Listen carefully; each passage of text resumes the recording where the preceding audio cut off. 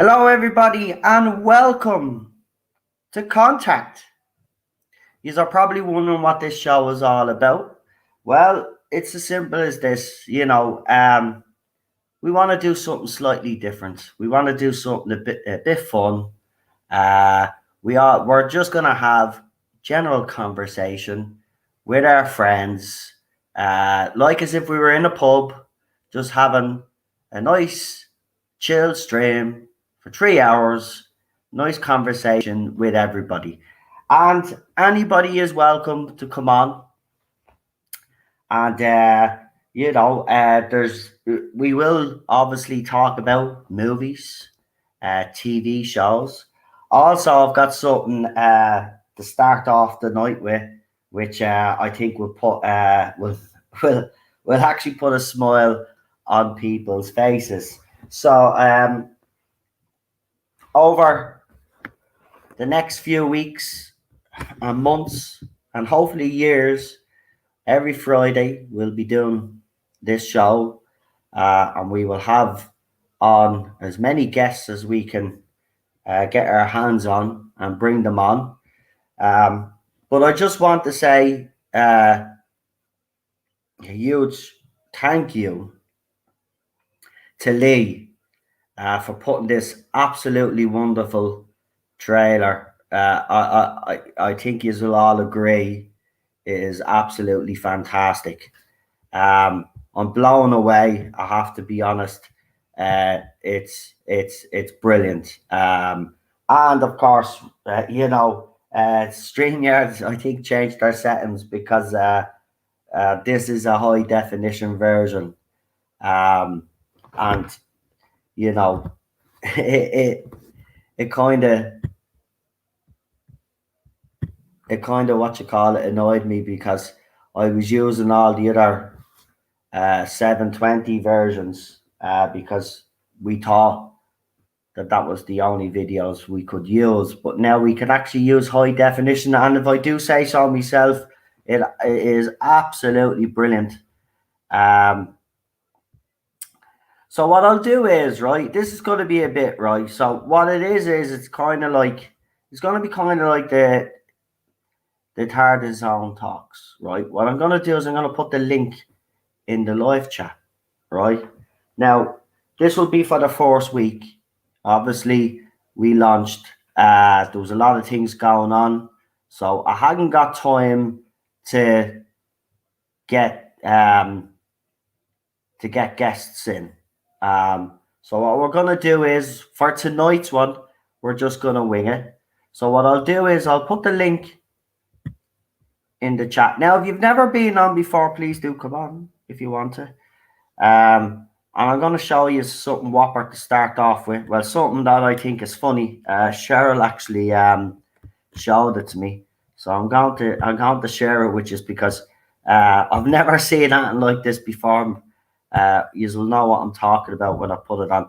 But you'll kind of see the kind of thing that we want to do on this show. And also, we're going to talk things like our favorite movies as well. You know, favorite artists out there when it comes to music as well. We'll be covering a lot of things and having a bit of fun. As I said, it's just going to be people having a conversation together. Because there's a lot of negativity out there lately, and I just wanted to do something different. Contact is the name of the show. Unknown. That's the name that we came up with. Well, Lee came up with the name. I had come up with some weird names, and then Lee said, "Let's simplify it." And there you go. So that's the name of the show, Contact. Right. So did I put the link in? The link is there.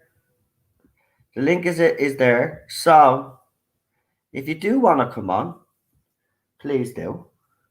It'll be an honor having you on, as usual. So please come on. I look forward to hearing from you. But I do want to actually, before I do show you what I want to show you, I do want to say something. So last night I was watching two TV shows. Uh, Now, as you know, Disney is getting a lot of stick lately, right? And some people will say it's justified. But I came across a show a couple of weeks back, and I only recently finished it last night. I only finished it last night, and that was the Mighty Ducks Game Changers. Now, if anybody is a fan of that franchise, there's three movies. And it's about a bunch of about a bunch of rejects, if that's the word you want to use. And you've got this high-powered lawyer called Gordon Bombay, who used to be a hockey player, but he got an injury and he became a lawyer. And one night he gets drunk and he gets pulled. He's drink driving. He gets pulled over by the police, and he's made do community service. And the community service is basically him turning this team called District 5 into a decent hockey team. They've been going on this losing streak. So the whole team of the franchise was basically the underdogs, right? And there was three movies. So we got to watch these kids grow up in three movies. So it's 20 years later, and Gordon Bombay is retired. He's living in this ice rink called the Ice Palace, and basically he wants nothing to do with hockey. And then this kid and a mother and his mother, I should say, he tries out for the Ducks and he gets rejected. So she decides to set up a hockey team. The Ducks have changed. They're not about fun anymore. They've become, as some people have called them, the evil Ducks. And they're all more about fitness training, nothing about fun, right? So you've got these bunch of reject kids basically, and she names the team the Don't Bothers, right? And it's a true underdog story. If you like movies like Rocky and stuff like this would be down your alleyway. So I want to give that a shout out because I'm telling you now, right? Episode 6, right? I'm not going to spoil it if you haven't seen it, but episode 6 gave me the chills, right? It flooded me back right to my childhood. It was brilliant. You have to watch it. No, it's a continuation. It's a continuation story. It's 20 years after. You have to watch it because episode 6, if you are a fan of the franchise, trust me. Look, as I said, Disney gets stick, but I'm going to give them praise and credit where credit is due, right? And that's one show where they've gotten it spot on, right? Now, there is all the usual nonsense, as people would call it today, in the show. But the thing is, that's not the focus. It's not the focus whatsoever. It's all about these kids and Gordon Bombay and how, it's a true underdog story. But then, on the same platform, I came across another show from a movie. And I was like, oh no, I don't think I'm going to like this now. But I watched the first episode. And again, I was blown away. Turner and Hooch actually has a TV show now. And it's a legacy continuation. So basically, it's Tom Hanks' son. He's all grown up. He's a cop now. And his father has... so Tom Hanks' character has basically died. And the new Hooch is basically... he gives his son... they weren't on the best of terms when he died. So he receives this dog, and the dog turns his life upside down, and it's very good. I seriously, those two shows last night put a real smile on my face. So I want to mention those two, Turner and Hooch, and the Mighty Ducks Game Changers. They are worth checking out. Now I'm going to bring on... we have a couple of guests, but I'm going to bring on the guy who has created this trailer, made this all possible. And by the way, I want to say to you guys as well, none of this would be happening now if it wasn't for your support. So You know, I just want to acknowledge that you have been absolutely fantastic over these last couple of years supporting me. So again, none of this would be possible without you. But let's bring on the genius that actually put that trailer together. It's the one and only, and I'm proud to call him a friend. It's Problem Being. Hello. You're a legend. Thanks. I'm glad you liked it. Glad it went down well. Well, it's Yeah. after going down well. Jesus, on Twitter as well. Twitter's gone mad. YouTube went mad. Yeah, it's brilliant, man. You've really when I think you can't outdo yourself, again you do. Yeah, it just it's just mind boggling. Cheryl absolutely loves it. By the way, she wanted me to tell you Bless her that heart. and I think she told you in the comments as well. I said, you Yeah. tell him. I said, go in and you tell him in the Go chat. on, go on, go on. Right, but seriously, Lee came up with the name because I was coming up with all mad weird names that I'm not even going to mention. It wasn't right? even mad. It was like Tardis own. What was it? I can't remember what you said, but it was something like conversation or chat or something. Yeah, It's like really. I was like, and I tried to think of a sci-fi spin on it. I thought, well, Contact. You know, like, I mean that's quite By a the way, powerful did everybody catch the little Easter egg that was in the trailer? You did. Our next guest is actually shaking our head in acknowledgement and saying yes. Did anybody else catch it though? Let's see if anybody caught what I'm talking about. Don't say Aunt Lee, but Lee, I will say though that was very clever. Cheryl and all thought that was very clever. That was completely by complete accident actually because I had a different piece of music that I cut down to 30 seconds that I sent you, and I was like, yeah, that will do. And I was like, I'm not so sure. And then I went back through all my music folders of my work, that stuff that I hadn't finished. And I was just going through tons and tons of no, maybe saving that as a potential. Yeah. And then I came across that one. I was like, damn, that's pretty catchy. And then it had that. I forgot that I sampled that thing in there, and I won't say what. And then it was like, aha, aha, because I knew we wanted to do something that was not Doctor Who related, but it ties in. So I thought, well, that's a sign right there, isn't it? So I had to whittle that down. Now the annoying thing is, I find out today. Was it last night that? It was last night, man. We could have made it 20 minutes long if we wanted. Yeah, not 20 minutes.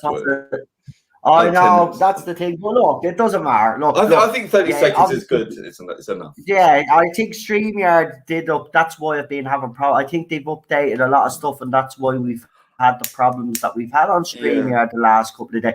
Because it was only like, seriously, literally 30 seconds and a certain amount of megabytes at the time. But now they've changed it. Maybe because people were saying, look, we have these trailers, but we can't use them.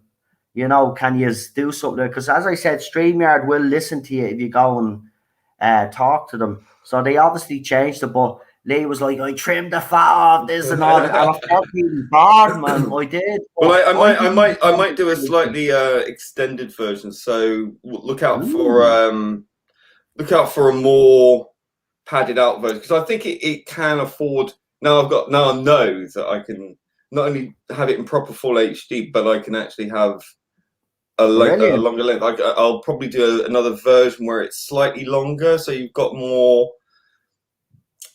I mean, I like it as it is. I think it's fine as it is, but I think what I'll do is I'll extend the music a bit more and have the Tardis own logo in there as well. So then, you know, it'll just be a little bit longer. Yeah, and listen, man. Again, I keep saying it. You're probably sick of me saying this, but seriously, man, blown away. Absolutely love it. I really do. I love it. Yeah, I'm pleased. I was tearing my hair out over this. I got a bit emotional about it in front of Cheryl because, like, I'm really pleased with the music. I didn't journey. realize I had this sat around for so long, and I have done nothing with it. I'm like, that's crazy. It's a nice melody. So I might do an extended version of that track if it's yeah, might do that. Someone asked me, unknown 289 said what the inspiration was for the animation. I don't know. Well, I wanted to have the idea of communication of two sides, conversation, like not kind of combative, but like having it out kind of thing, and just being able to discuss. So you got blue in there, you got red in there, so you got left and right. You've got two sides, and not talking, then communicating, warring, then not warring, and finding that common ground in the middle, and that kind of electricity, the communication kind of thing. Yeah. That, you know, the grid. And it's like a sea, so as you see, it rises up, so it's like a deluge, like information, so it's digital. You've got the universe there, you've got this floating thing that's reacting to the music, which is kind of like an And alien another thing, if observer I or can something. add, it'll also it'll be every week will be different because, as Lee said, some weeks we will be covering some hot topics where it will probably get heated as well. A nice, healthy debate. That's what we want as well. But I also want to have fun. Me and Lee were talking about it last night, and he did say, let's have some fun. And I agree. It's let's have a bit of fun as well while we're at it. Release the Because valve. it's not all doom and gloom. That's why I wanted to start off positive.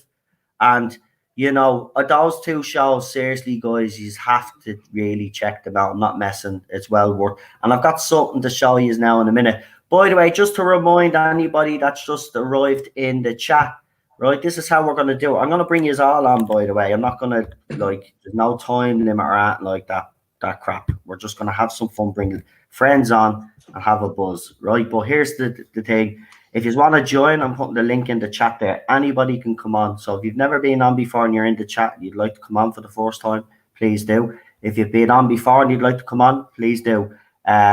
Obviously, next week it'll be a bit more. I'm going to try get some guests now and bring on special guest YouTubers as well for people that we all know that we'll have fun with.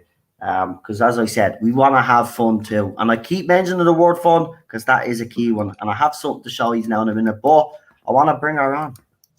Because as always, you have to have a bit of royalty on this channel, don't you, Lee? Well, you've got one already. Well, we've already got one queen, but we've got the real queen now. It's the one and only Queen Charlotte. I'm not melting. That's nice, isn't it, today? No, are you? Is it better in your bit of the world as well? Here. I had to close the windows as well because there's a football match about to kick off and they've been playing Bleeding Usher and all of that. So I didn't want the music coming through while we were streaming. And Cheryl's in listening to Aussie Man. So I had to close the sitting room door and the bedroom door because I didn't want everybody to hear Aussie Man in the background while we're streaming. But he is funny. Like, what's Noel doing? But I'm bleeding in a sweatbox right now. Oh, see, it's been like nice and cool today. Yeah. Like we've not been walking around, like not been able to breathe. Yeah. No, it's roasting here. Bit of a heat wave here in Ireland. So yeah. Well, we've been having it all week. Yeah, yesterday was really muggy. I went at 2 o'clock in the morning. I went to my local garage just to get some supplies, and it was nighttime, obviously. And I went over the bridge, came back because it's only a short distance, and I was sweating. It was just ridiculous. Right. Well, here, listen. Now that I've got the 2 years on, yeah, I'm from Ireland. Ruby, how are you? Welcome to Contact. We're going to have some fun on this stream. And I do have something really funny to start off with. But I do want to ask me panelists and people in the chat this question, right? If you had a problem with a hotel and you had to make an official complaint, how would you go about it? That's unusual. No, because... I'd be a Karen. I'd be like, I want to speak to the manager. Right. I said I'd politely go to the desk and see if I could get somebody more than just the receptionist who won't like take no gorm with me. Right. Well, I'm going to show you what this person did. Oh God. Right. Now, As I said, fun. And this is, trust me, this is a good way to start off this, because when Cheryl showed me this, I couldn't believe it. So someone decided that they weren't happy with what was going on in the hotel that they were with. So when they made their complaint, they decided to make their complaint through comic book form. Yes, Oh, I that's kid you creative. not. I kid you not. Someone has actually put together a comic book to complain about a hotel, Third Planet versus Crown Plaza Hotel. Right? Could they not get sued for doing this? Fourth Amendment petition. There it is, there, right? So I'll read a little bit, right, and then I'll show you. Actually, there's only a little, right? So here it is. A set of legal proceedings launched in the District Court of Harris County in Texas has cost the store in legal circles as far away as here in Australia, where your critic in his spare time a lawyer practices. The plaintiffs Chrysalis Inc. trading as Third Planet sci-fi fantasy superstar and its owner, TJ Johnson, have commenced proceedings against their neighbour, Crown Plaza River Oaks, and related entities. In the plaintiff's Third Amendment petition, a document which initiates the proceedings, the plaintiffs have adopted a novel way approach to setting out the basis of its complaint, right? So ordinarily you do it legally and all of that, right? So, however, the plaintiffs have written, drawn, and colored a comic book detailing the history of the dispute. So there you go, look. So they talk about the unruly customers of this hotel. It's caused fires twice. And as you can see, there's some screenshots there of what's going on. People throwing objects out the window. It's just, look at this, like, it's just so Wow.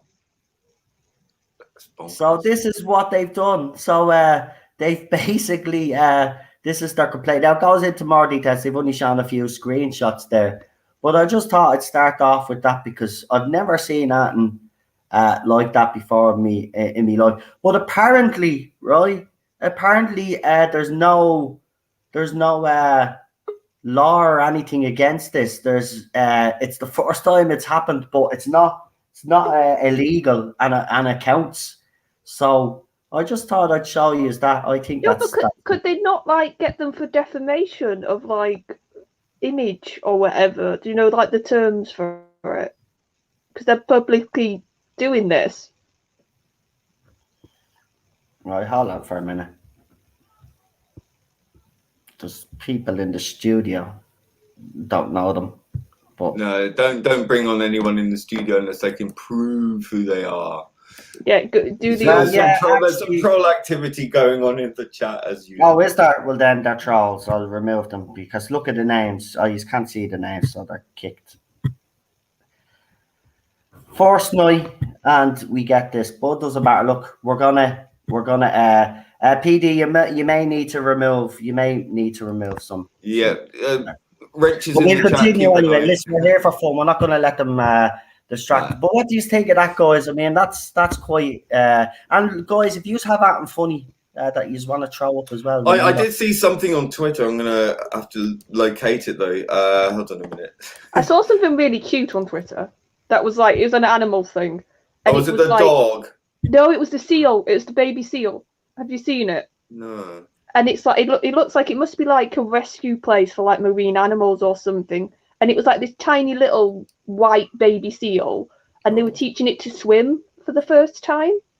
So this fella was holding it, and like it was like not even touching the water. It was like this far off the water, and it just kept looking up at him with like these really big. You know, baby seals have massive eyes, don't they? So you had these really big eyes that you're looking up like, oh, I'm scared. And it was just so cute. Oh, I saw a lovely a man who had just adopted a dog. And the dog, he was just holding the dog's head to his chest and stroking it. And the dog was just looking up at him with those eyes, like going to its home. And it was just like... Admit it, you are crying. I was a bit misty. Yeah. I have to say, there's a lot of those videos floating around. I seen one recently as well. It is so funny. So it's a cat, right? And it's beside the curtain, but it's on a cabinet, and they've let their parrot out, or a little pigeon, or not pigeon, budgie, right? And the budgie is gone over towards the cat, but the cat has its paws up, right, as if it's standing to attention, like say, "Oh, freeze!" Like that kind of way. And then the anytime the bird moves over, the cat just keeps moving away. It's so funny. I'm gonna try slow the chat down because I was giving advice the other night that if I slow the live chat down, you will be able to get to those trolls quick enough. I'm sorry about this, folks, but hold on, just bear with me for a second because they're not going to control what we do. But what I'm saying is, I just want to I want to sort it out. So, Lee, you do me a favor. You just have a little bit of a chat there for a second because I don't want the sound coming through because I have to go into YouTube there. So, if there's anything else you want to, anything else funny you're seeing during the week, let people know. Well, there was one I just posted a link in the private there. It's weird because I've kind of noticed there's a trend for out of context videos, people just doing stuff. You just like, what the hell's going on? And there was one of this guy in I think it must have been in England, where else, where it's this guy dressed as Spider-Man is just literally kicking the shit out of people. It's bonkers. I don't understand the Spider-Man thing with this country because when all the clap was going on and all that, there was some fellas who were dressing up, but they were doing it because they knew they were doing it so kids could come out and like have a bit of a fun, like meet and greet with their superheroes. Yeah. So it seems to be. I don't get the Spider-Man thing. It seems to be a thing in this country. Like if anybody dresses up as a superhero, they seem to go for Spider-Man. Well, it used to be like a big thing with the Fathers for Justice, wasn't it? That kind of. Oh yeah. Yeah, they always used to dress up and climb all sorts of buildings, put up banners and stuff. It's in that sort of thing for a while now. It used to be quite a way of getting attention, wasn't it? But I've never quite seen one as dressed as Spider-Man beating the crap out of people in the supermarket by the bakery. Like, were they legitly doing it as well, or was it like a bit of a joke? Like, were they legitly doing that to people? Well, they were showing that fathers could be superheroes too. Because they were just fighting to have the rights. I mean the Twitter thing you were talking about. Oh, yeah. This is the thing, isn't it? You've got this kind of someone filming this stuff. It somehow ends up online as usual, and there's no context. There's no story behind it. You just sat there, just going. There was another one of some drive-through or something like that, and this lady dressed in the pinny comes up to the car door, and she's like asking to take the order, and for some reason she can't hear something. She's like, "Can you ask you what the order is again?" And then, like, within a few seconds, like, it's like there's a big flash, and she just collapses by the window of the car, or like just holding on to it. It's like clearly something had happened, and it was like it looked like lightning had just struck behind her or something. It was just like wow, and it just cut dead. I was like, what was that? What just happened there, Lee? Yeah. God knows. But listen, does anybody know how to slow down the chat? I thought you could do it while you were live. Yeah, I've seen YouTubers do it. So is there not like a option for you to slow or put it in like slow mode? I think it's called. Hold on. Slow mode, yeah. Yeah, I don't know. There should be an option there for slow mode, but I can't find it. But the mods are on it. Unknown said settings. I don't know if that's going to help you. I'll have a look. I'll go. All right, I have to go into Here's my the thing, though. It's all Has right. anybody watched the Olympics opening today? Anybody? Because I watched a bit of it. That's the thing. I missed it. I didn't even know it started. I didn't know it was on. This is the first time. The first time I've missed an Olympics opening in my entire life. Obviously, because of restrictions, I think they had to just cut a load of stuff out. I watched it because I was a bit intrigued, and it was like a bit of like dancing and a bit of stuff, but it like about 2 hours with just the people coming on saying hello, all the countries. Yeah, Like, there was that's hardly any actual. And I'm guessing because of restrictions, they couldn't do a proper show. Well, isn't it funny? Because I think in a stadium that probably seats around 100,000, I'm assuming, or 70 to 100,000, and there were 1,000 people invited, and then there were protests going on with thousands of protesters protesting that the Olympics was going ahead during a pandemic, and I'm like, but surely if you're all a seething mass of people outside the stadium, which is like only 1,000 people in a 100,000 seat stadium, protesting, and you're all not observing social distancing. I think they failed to grasp the irony of that somehow. Yeah, no, because I watched it because I was like, oh, I'll see what they actually do, and it was just like they did a bit with like a flower at the beginning. They had a woman on a treadmill. This is how random it was. And like the one bit that actually was impressive, and I'm guessing this is the one bit they could pull off, was like, I didn't know, apparently their history is a lot to do with wood making in Japan.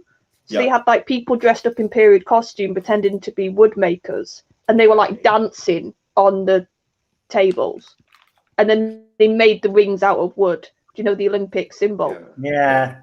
That's the only thing. Say, what was the point in that? What was the point in planting trees if you were just gonna do something like that? I could kind of get where they were coming from with it, though, but I did find it a bit ridiculous. I think I can boil my favorite 3 openings. I've got my top 3 Olympic openings. I think number 3 is the 1984 Los Angeles Olympics opening. That was spectacular. My second favorite, I think, was the Greek Olympics opening. That was fantastic. I mean, right back to where it began properly. That was beautiful. Really, really nice. But I think my all-time favorite has to be Beijing, the Chinese Olympics. They went for, like, with the drummers. They had all these, like, thousands of drummers all drumming in sync. That was just absolutely phenomenal. See, I love the randomness of ours. I've got 2 people in the studio. I just want to make sure that it is who it is. So if it is you 2 guys, I want you to send me a private message on the apps that you follow me on, so I can verify it's you 2. Because they could be using people's photographs to pretend that they're you guys, so I bring them on and stuff. So if it is you 2 guys, PD Rich and Unknown, it's saying, is in the studio. So if it is you, just follow me on different stuff. Send me a private message so I know it's you guys. I'm not going to accept a private message in the private chat here. Contact me on Twitter and on the other. Thank you. Go ahead, sorry. No, I love the random. To be fair, I really thought when we did it, we did a good job with our opening. It was really strange, though. It was like that's what I loved about it. It was like so really random. It was really dark. It was. I liked Annie Lennox's bit. I thought that was pretty damn good. No, but to be fair, I think a bit of it was the way I ended up watching it was quite funny, and maybe that's why I've got a bit of a fond memory of it. I was on holiday with my family, and we were in a bar, and we could get and we were out anyway that night, so we go, we'll see if there's a telly in the bar and see if we can watch it. And we happened to get a table close enough that we could see it, but we couldn't hear it. So we could just visually see everything going on, and I think that's why I've got a bit of a fondness for it, because I just remember thinking, this is crazy. Like, you've got Mr. Bean. Oh yeah, like, Mr. Bean. Yeah, that was doing like Chariots of Fire. You've got the Queen and Bond.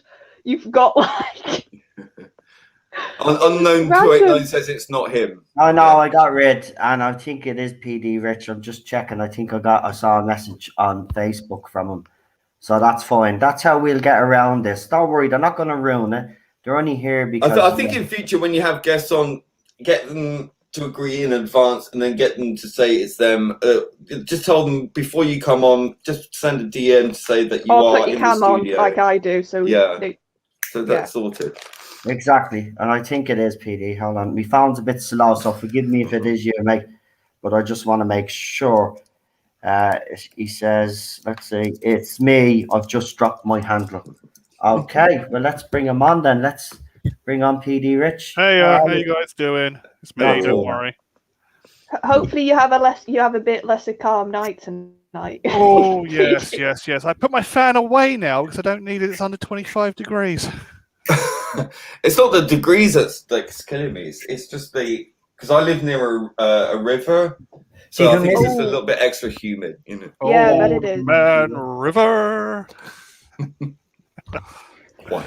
Yeah. So I've got hold on that video on the private chat. Do you want me to throw it up, Lee, to show everybody? Yeah, just why?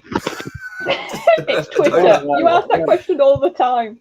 Right, let's see why Lee is saying just why. When it loads up, like technical difficulties. I'm trying to be. There we go. You are right though. StreamYards has updated itself. Yeah, exactly. I do rounded now. I do all this work and then find out that I could have gone on for another 20 minutes. Okay, it's Spider-Man. Right, so Spider-Man's lost the plot. Right. Yeah. Okay. English Spider-Man. I just want to know: am I playing this with sound, or am I playing it without sound? Because yourself with the, I don't want to get. Sound. I think. Yeah. I mean, it's just people going, "What the fuck?" That's right then. Here we go. Spider-Man apparently kicking the crap out of someone. Well, someone in a Spider-Man costume. By the bakers in, I don't know, some in a baker's, right, in a supermarket. What of all places to fucking be. Right. Anyway, here we go. Yeah, Lee, would you like to give this video a little bit of an introduction? Spider-Ham giving out English Spider-Ham by the bakers.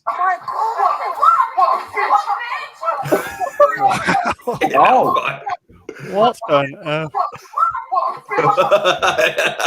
Just don't understand it. Wow. Yeah. To be fair, that was quite an impressive high kick. That's Asda price. Right, if that's Alpha Omega in the studio, you know what to do.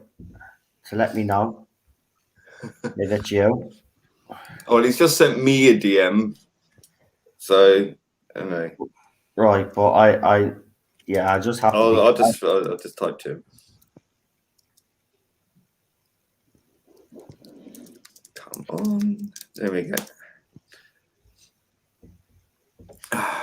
But then I suppose it's not much different than like people just. Oh, what video was it that like somebody was dressed up on the motorway, like driving backwards or something? Like we do seem to get these like crazy vids that happen in this country.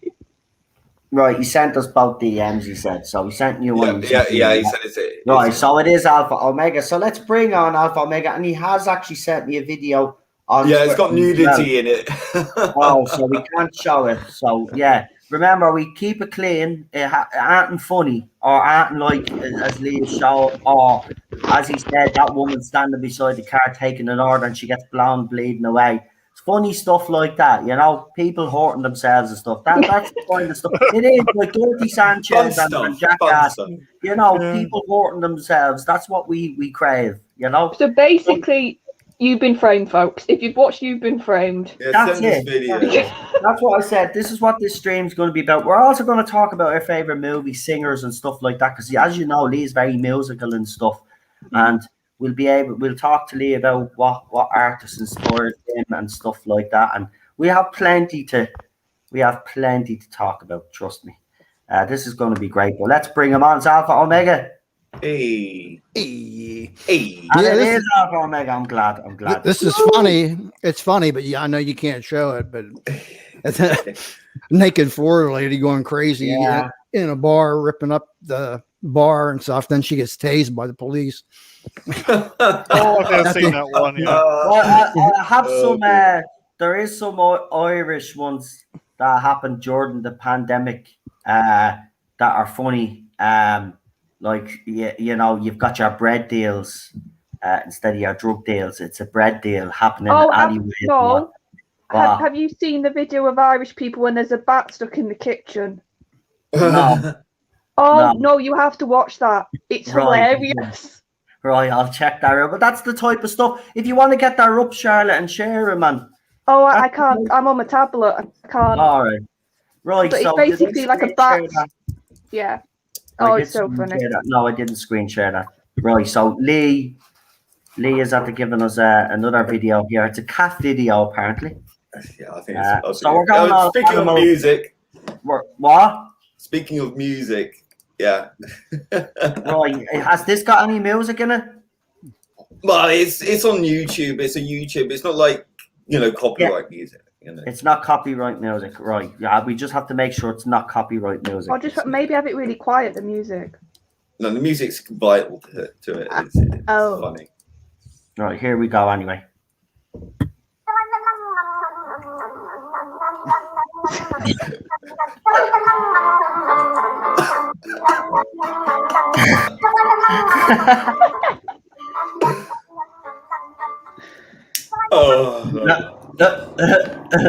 Right. He's after sharing another one. Hold on. Oh no, that's the wrong one. Hold on. That one jumped up too quick. Right, go easy, Lee. Go easy, man. The chat's skipping and I pressed into the wrong one. Wait for a minute. Oh dear. Oh dear.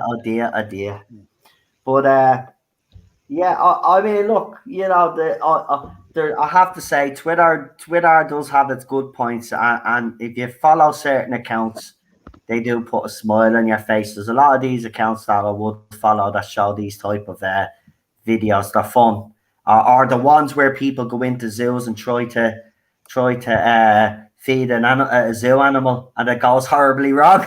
I love those videos. I'm sorry, I know I'm cruel. But no, I love those type not of like videos. badly hurt, it's fine. You can laugh at it. Type of stuff. If you're stupid enough to do that type of stuff, you deserve whatever consequence comes your way. Simple as that. Why is this video black? Why isn't it playing? Oh, this is right. Yeah, some of you are gonna start crying. Well, then why did you have why, Lee? Why? This Because it's so beautiful. It's a lovely thing. What a moment. Oh, just the internet. Just give it a second. I don't. Contact. I tell you what to do, Lee. Will you share it and then I'll screen share it. For some reason, it doesn't let me on Firefox on Mac. Right, it's weird like that.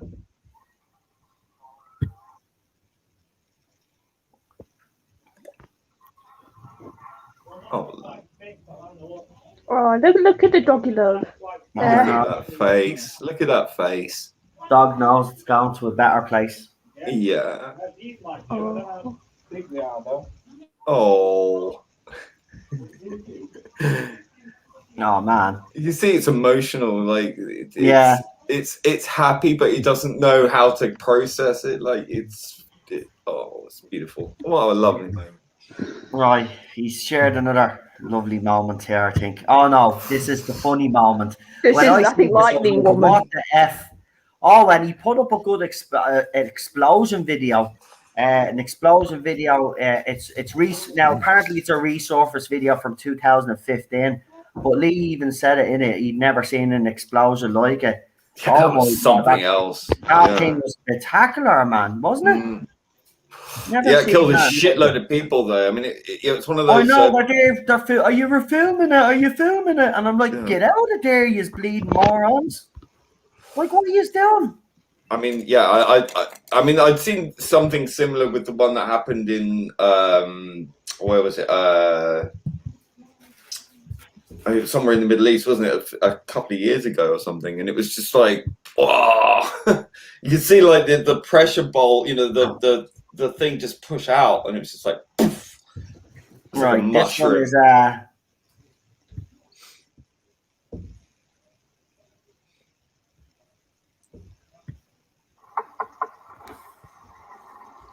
Hi, what would you like to order? Can I get an ice caramel? What? An ice caramel. Would you like to order? An ice. What the? That was lightning. Can I get an ice caramel? What? An ice caramel. Would you like to order? An ice. You see the lightning in the background. Yeah, a lightning and a wave coming over as well at the same time. Crazy. That's crazy. There's some crazy stuff out there. 25 people watching. I can't believe it. Thank you very much. Please smash that like button if you haven't already. But this is the type of stuff. Is that Lee's dog? I wish it was. No, it's not Lee's dog, but it was a good little video, wasn't it? Yeah, I mean, look, there's you see some great videos. There's another one as well that I seen. I don't know where I seen it, but it's an owl, and it's at a window, and owner's cat is trying to get in, but the owl is in the way. So the cat is kind of hiding away. The owl turns its head, and the cat just runs off. Yeah. Owls are freaky when they do that. They just turn their head like 180 degrees. Yeah, it's a bleeding funny one. Oh yeah. But lads, let's change Oi. the subject. Lads. And lass. Well, you're one of the lads. You're one of the lads now. Don't over it, Gary. You're one of the lads. Oh, sorry. Okay, did I misgender? Yeah, I apologize, lady. Queen. Right, well, let's. I want to ask you guys, right? Because I recommended and ladies. Sorry, I recommended two TV shows, current TV shows that are good. I'll go around the panel. Is there any shows that you would recommend, old or new? You know, and give your reasons why you think people should check out these shows. So we'll go around the panel, but we will start with ladies first. So we'll start. Thank you very much. Oh,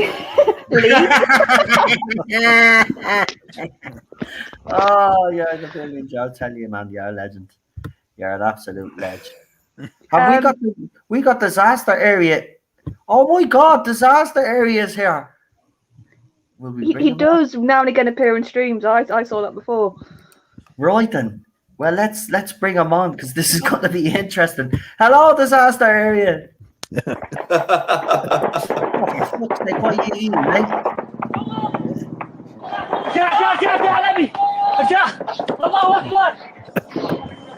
Allahu Akbar. Could it be bad? Okay. What's Disaster called about? area. Is that not disaster area? No. No. Who is that? Another troll. Well, It's like somebody from the WWE. I know who it is. Okay. So he's a grown man. Franklin, whatever his name is. Right, well, you're banned. Well, that was a bit That was funny though. well, I suppose that's a different sort of trolling there. You've got to kind of They've stepped up the game. give it to them. Let's hope that little sound clip didn't ruin the stream. But there you go. That was hilarious. Right before that happened, we did say we go around the panel. So we will start with the Queen. So not you, Lee, Charlotte. So we'll start with you first. Is there two TV shows out there that you would recommend, highly recommend? Well, the more current one, and you can probably guess, is The Witcher, because I do think it has got a bit of people saying, "Oh, it's woke, it's woke, it's woke," and if you actually watch the show, it really isn't. I don't think, because the source material has got strong female characters, as the term is, but Geralt is still the main character, and you've got Henry Cavill, who we all know can act very, very well. And I think the thing I really love about Witcher, and to be fair, I came from it a bit nervous because I love the game.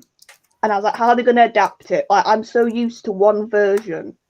And I'm so used to like those voice actors and the way the game sort of portrayed them.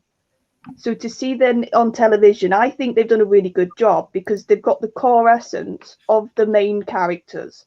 Geralt is still the sort of, doesn't speak a lot, sort of grunts half of his responses, sort of is this brooding sort of silent type. But when he does talk, you sort of notice it more. And Cavill is very good at sort of without looking like he's doing a lot of an emotion. If you actually look at his face and his eyes and the other bits of him, he's actually doing a lot for the character. And like I said, Geralt is so funny because he's like these sort of dry wit, and I love some of the lines. And then you have got the other two female characters, and in the books they were powerful, so it makes sense that they're powerful in the show.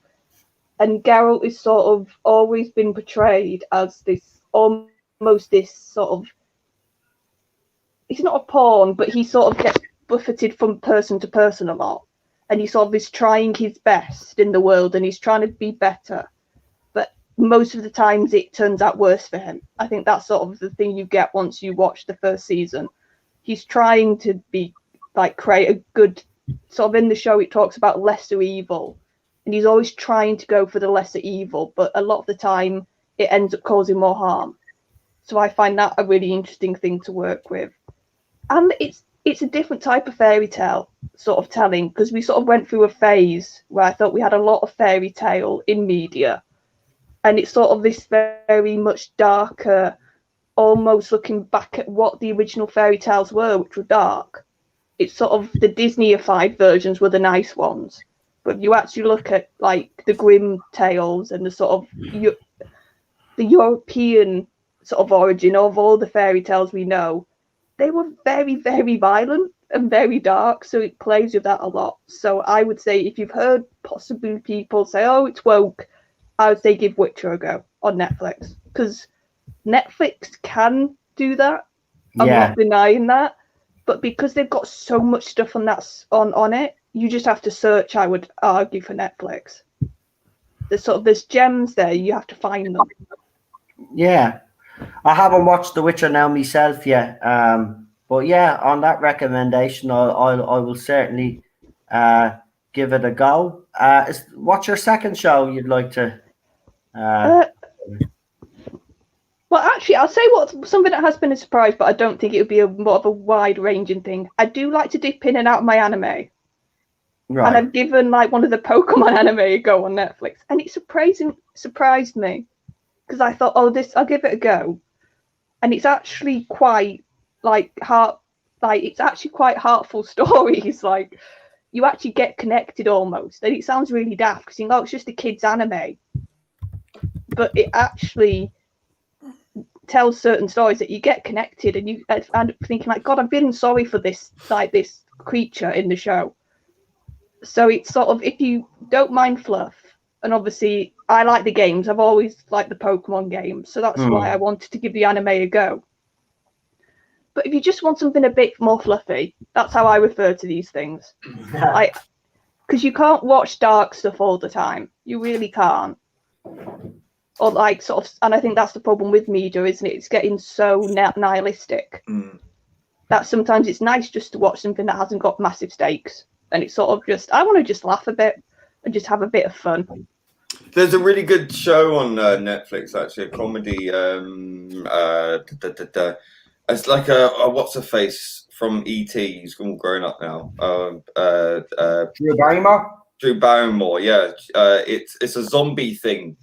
She's like a real estate agent in America, and then she becomes a zombie.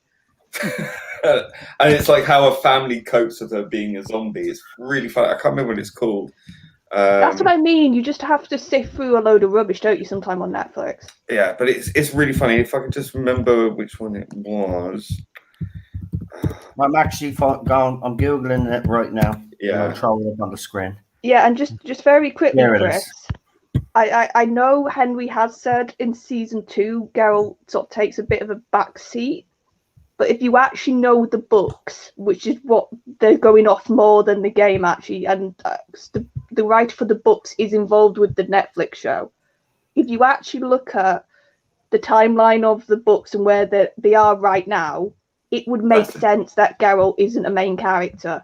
It makes sense actually that Ciri gets more priority because she's basically being trained now.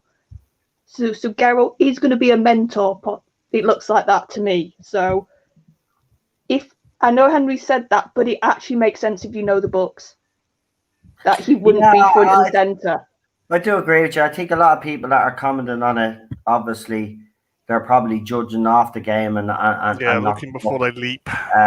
so they've leaped before they've Sorry, actually leap, that's the one. researched You it. got it. A lot of people do that. They don't Looking research before they these leap, things properly and will jump the gun. But that can happen. But this is the show that Lee was talking about. I just threw up Santa Clarita Diet. Yeah, Yeah. I'd recommend to Queen Charlotte to watch that if she wants something funny. That's really Sure, good. I'll throw up the photograph. It's What's it called? hilarious. It's Santa CW did Santa something Clarita similar. Diet. Only wasn't a real estate agent. They had the iZombie or something on a couple years ago. Yeah, I haven't On like really watched CW, I it. think it was, where she was like assisting the crime lab, and she got deep. All right, I'll give it a go then. Leave it's a bit of. You'll love it. It's so funny. It's brilliant. Hold on. It's one of the funniest things I've seen on Netflix for a long time. It's really good. Really worth watching. Is it my turn? Do I get? Yeah, well, Well, you started. named one, so you've got another show now to name. You can't cheat. You've only got two choices, so like you've already picked one. No, I've got too many. No, you No, can't. too bad. You can't change the rule that way too. Right, okay. I'm only messing. I'm You slapping a can, copyright you order on obviously- this video well, for you my can. music. You can. Lee's going to recommend Brave New World. No, Right, I'm well, not. here- That's a woke piece of shit. Here Raised is- by wolves. Go. There's actually, having said that, there is Aldous Huxley did a narrated version for some American radio thing. It's on YouTube. You can actually hear him reading it, and you've got actors playing the characters from Brave New World from 1959, I think it is, which is better than that TV show, and it's more authentic to the book, which is probably not suitable for radio in the 1950s. So they did cut a lot of stuff out, but there, you really want the authentic story. The BBC original from 1980 TV series or film, it's like 3 hours long or something, but it was meant to be 9 hours because it was supposed to be a serialized thing, but it wasn't. Didn't turn out that way, and it's naff looking, but it's actually brilliant, and it's very much where we are now, I think, societally.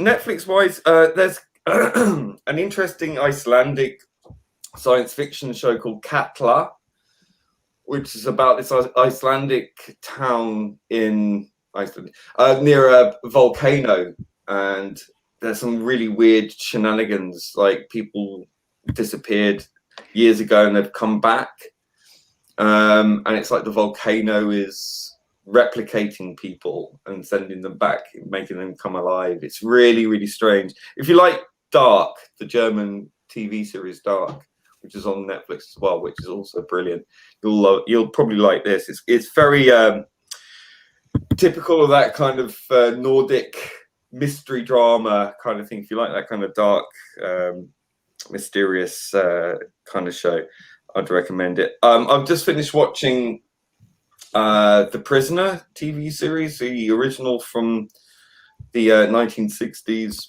and I reignited my love for that show. It's so brilliant, so clever, and Patrick McGoohan is just in a league of his own, and the guest stars of number 2, it's so intelligently written and so beautifully played, and the various attempts to unravel number 6, The Prisoner, and the various number 2s and their bizarre Leo ways. McKern. Leo McKern, especially. Yeah, Leo McKern. The only number 2 to turn up 3 times. It's an absolute joy to watch from start to finish. It's intelligent science fiction from an age where it really stood out, I think, from anything else. And I think apparently it's meant to be a sort of continuation of the Danger Man series. I'm gonna have to go and watch some Danger Man, even though it's not canon, but it can be implied because Patrick McGoohan played a very similar character previous to The Prison. I also watched the 2009 reboot, which is only like 6 episodes. Yeah, It I was watched that when it came out. It was All okay, right. actually. I was quite surprised. So I was very skeptical going in because it's something that most people say you shouldn't bloody do that, but it wasn't. It had Ian McKellen as number 2, who was the number 2 throughout, which is unusual. But it starts off with a character escaping the village, which is now in a desert somewhere. And he's dressed as number 6 from the original TV. So it's a nice little nod and wink, and it's got the same terrifying rover ball thing that suffocates anyone who tries to leave, and it chases them around, and it's huge. This one's huge. And it's got the same sound effect from the one in the 60s, which is great. And it's more modern in terms of its implications, and its technology and things obviously moved on, so it's more in keeping with. So it was quite interesting. The lead guy himself, he's a typical handsome lead type, and you've got number 2. He's got a wife who's kind of in bed, and you don't know why until the end, and then it's all sort of interlinked, and you get to see why they're doing it, but they're more explicit rather than implicit about what the reasons are for why the prisoner is the prisoner, and why he resigned, unlike the original one. So if you haven't watched it, I don't want to say too much, but it's well worth watching the original. And I think the second one gets a lot of shit, but I think it was actually, Ian McKellen's obviously compelling in anything anyway, so I'd watch it for that. And there was another one I was watching. If you've got BritBox, I would also recommend watching Utopia, which the Americans did a version of recently, which was actually really good, but it's not as good as the British original. Never is. It's different. It's different. It's much more funny. I think in terms of American style humor, not fast paced. But if you actually watch the original Utopia, which is now on BritBox, it's well worth watching. Again, very intelligent science fiction, great characters, great story. Should have gone for another season. I think it was a really, really good piece of science fiction. Fantastic. Now I've got. And then we got Masters of the Universe on Netflix, which I'm going to watch and tear apart. Good luck. We'll see what happens with Masters of the Universe. I'm not going to say it because I don't want any negativity, but I have seen all the negativity towards it. Again, though, I'll watch it and judge it for myself. I have watched the original, like a lot of young lads out there. I don't know if the girls. I was buying the toys before the cartoon. So I went down to Hamley's with my grandmother, and she must have spent a fortune. I poor thing. I had so many of those toys. Yeah, we'll see, but we'll go to Alpha Omega next, then PD, and I have something funny to show you after we get through this. I've already recommended my 2 shows at the start of the stream, so I won't recommend another 2. But we'll go with Alpha Omega next. So, Alpha, which 2 shows would you like to recommend to the audience out there, and give your reasons why? 2, I'd say. One might be Sliders. You can check that on Thursdays on the Tardis, because we're doing reviews of it there as well. I'm going to be watching. Hey, you had your turn. No, Alpha's going to do something on his channel. Well, he can tell you. Go on. Yeah, of course he can. Okay. Do you want me to, as usual. You want me to do that now? Well, you can plug it. I mean, I know. No, it's not meow, right? It's just it's Alpha's turn. So go ahead, Alpha. Well, we'll be doing eventually Farscape reviews. That was a great series, and I think I'm going to have Lee on, and we're going to be doing some stuff. Lex as well. That was bonkers. Oh, that was a good one.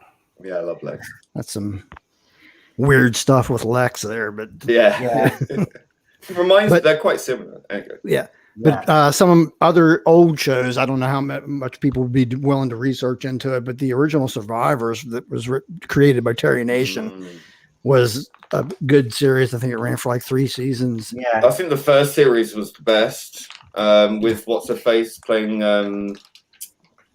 What's the name of the character? Oh God.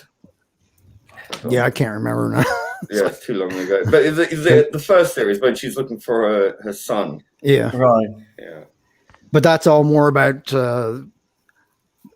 zero zombie stuff and relationships between people and how we deal with each other and stuff and tough times like that. And on a comical note, I'd say Faulty Towers is Yeah, I'd agree with you. Yeah. And if you're thin-skinned, and maybe it's not for you, but I think it's hilarious. Listen, I'm an Irishman, and I can say this proud. I can say this without a shadow of a doubt.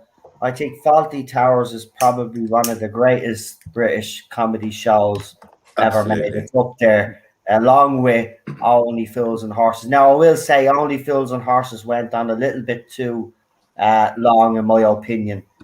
When they won the lotto, should have kind of ended it there. Should have ended it there, but they brought them back for specials, which, don't get me wrong, I was delighted to see, but they could never recapture the magic. And Blake 7, obviously. Everyone Blake 7. Blake 7, Blake 7. About new shows. I said and Blackadder. I was just going to say Blackadder. Rowan Atkinson's a genius. Just finished watching series 2 again, yeah. And I'd recommend some others do have them. And The Adventures of Mr. Bean. Seriously, if you haven't Mr. Bean's not for me. Oh no! And no mentions. They like both of the. I'm referring to Unknown 289 says I like both of the Dirk Gentlys, the American series and the UK series. They're also great. I've been watching those recently as well. Actually, the UK. I'll tell you what, I'm going to retire as host and let Lee. I think you should. Really. See you later. Oh, come on, it was always going to happen. It was always going to happen. Thanks for that. Well, no, finally we got rid of. Well, it didn't last long. That's right. He came out of retirement. I had my moment in the sun, and then Right. Anyway, but go on, Lee. What else were you saying? Go on. No, I'm only joking. I'm only messing. Go on. No, it's just because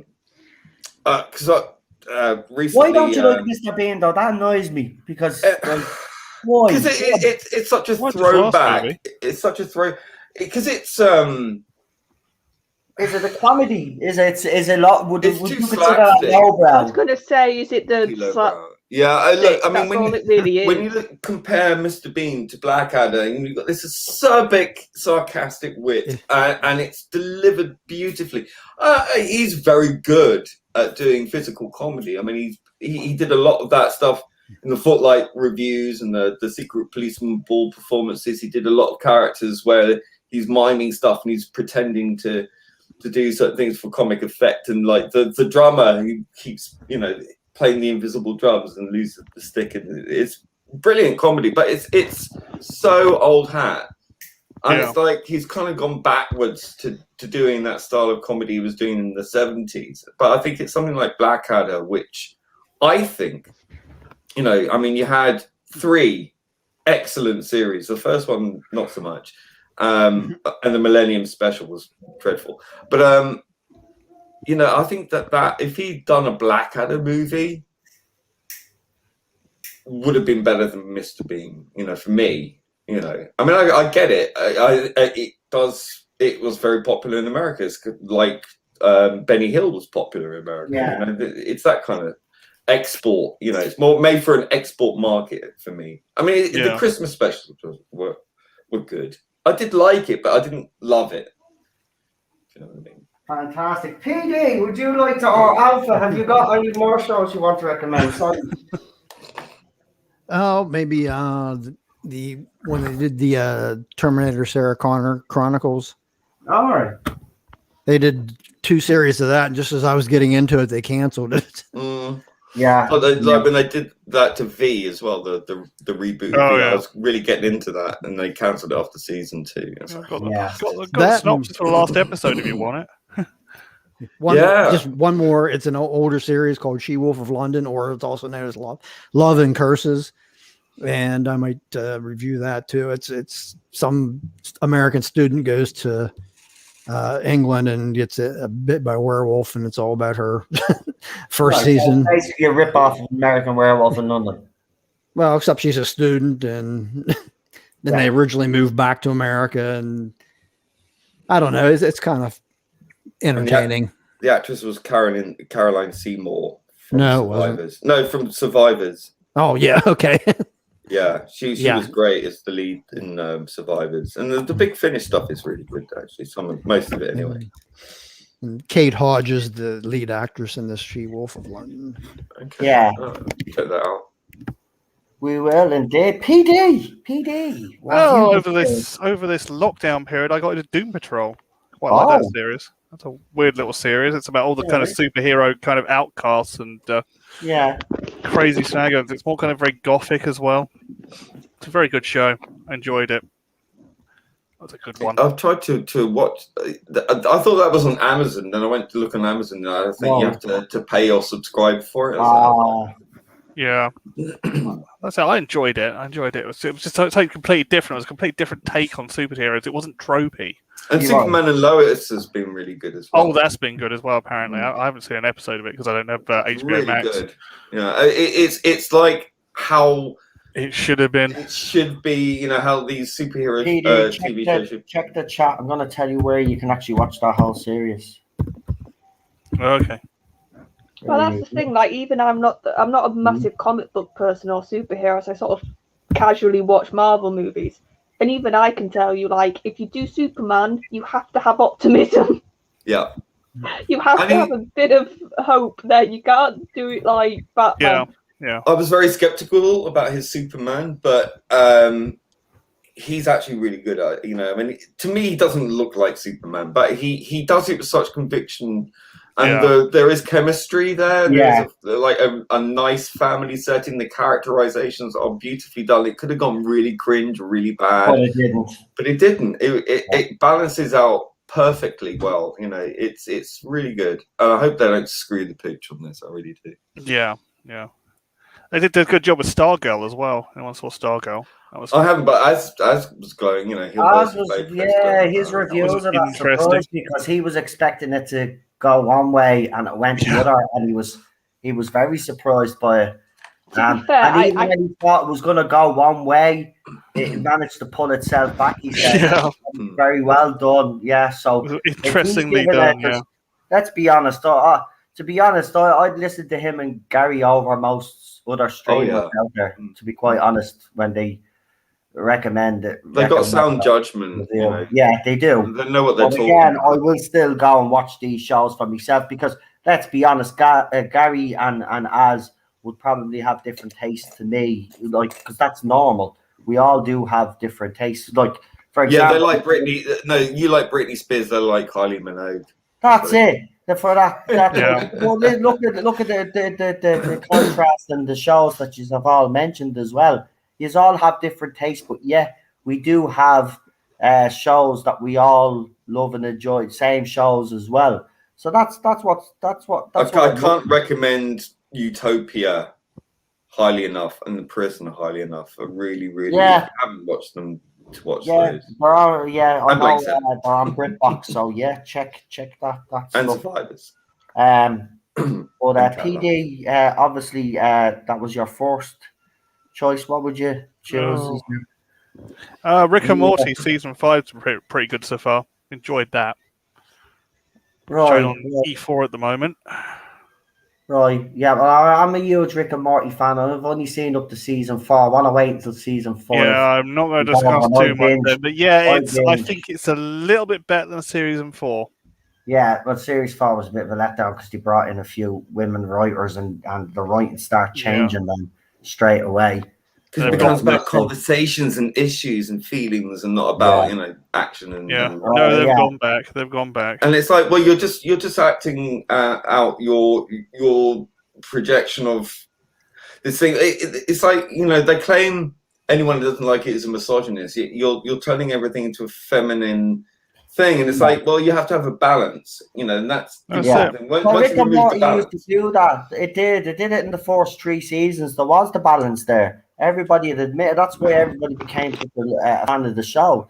I love that show, and it does have the feels in it sometimes. You don't mind the feels. There's some moments in that where you go, holy shit, like, do you know, like the episode where the Rick and Morty dies and they have to bury their own the versions of themselves, like, and Morty is traumatized and stuff, and you know, there are some heartfelt moments in it, but I felt in series 4 they did move away from that. The writers that they brought in seem to be more worried about an agenda instead of actually writing. You can have. I mean, you've had successful, really great science fiction female writers in the past, like Blake Seven. One of the best episodes of Blake Seven is written by a woman, and I can't understand where they're finding these particular women, but they all seem to be writing the same sort of stories. And I think the problem is it's a certain generation of female showrunners and writers. Like, think about when Doctor Who came back. Russell had Julie.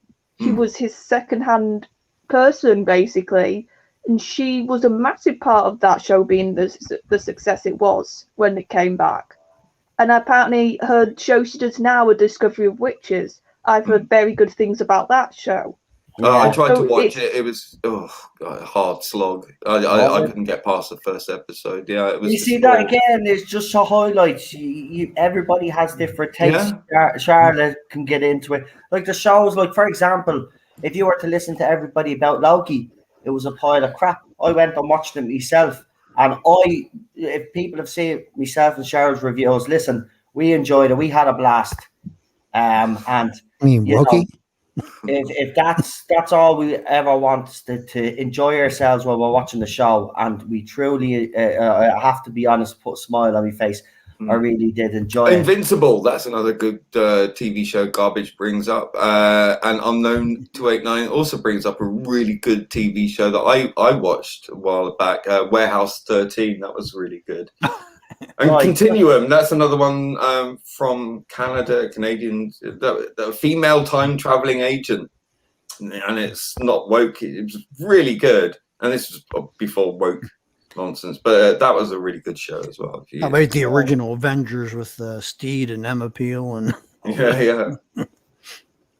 Well, the 60s are that kind of really odd sort of style to it. You know, it was all very surrealist. I think because you know, these were people who were coming up Oxbridge, and they all had this sort of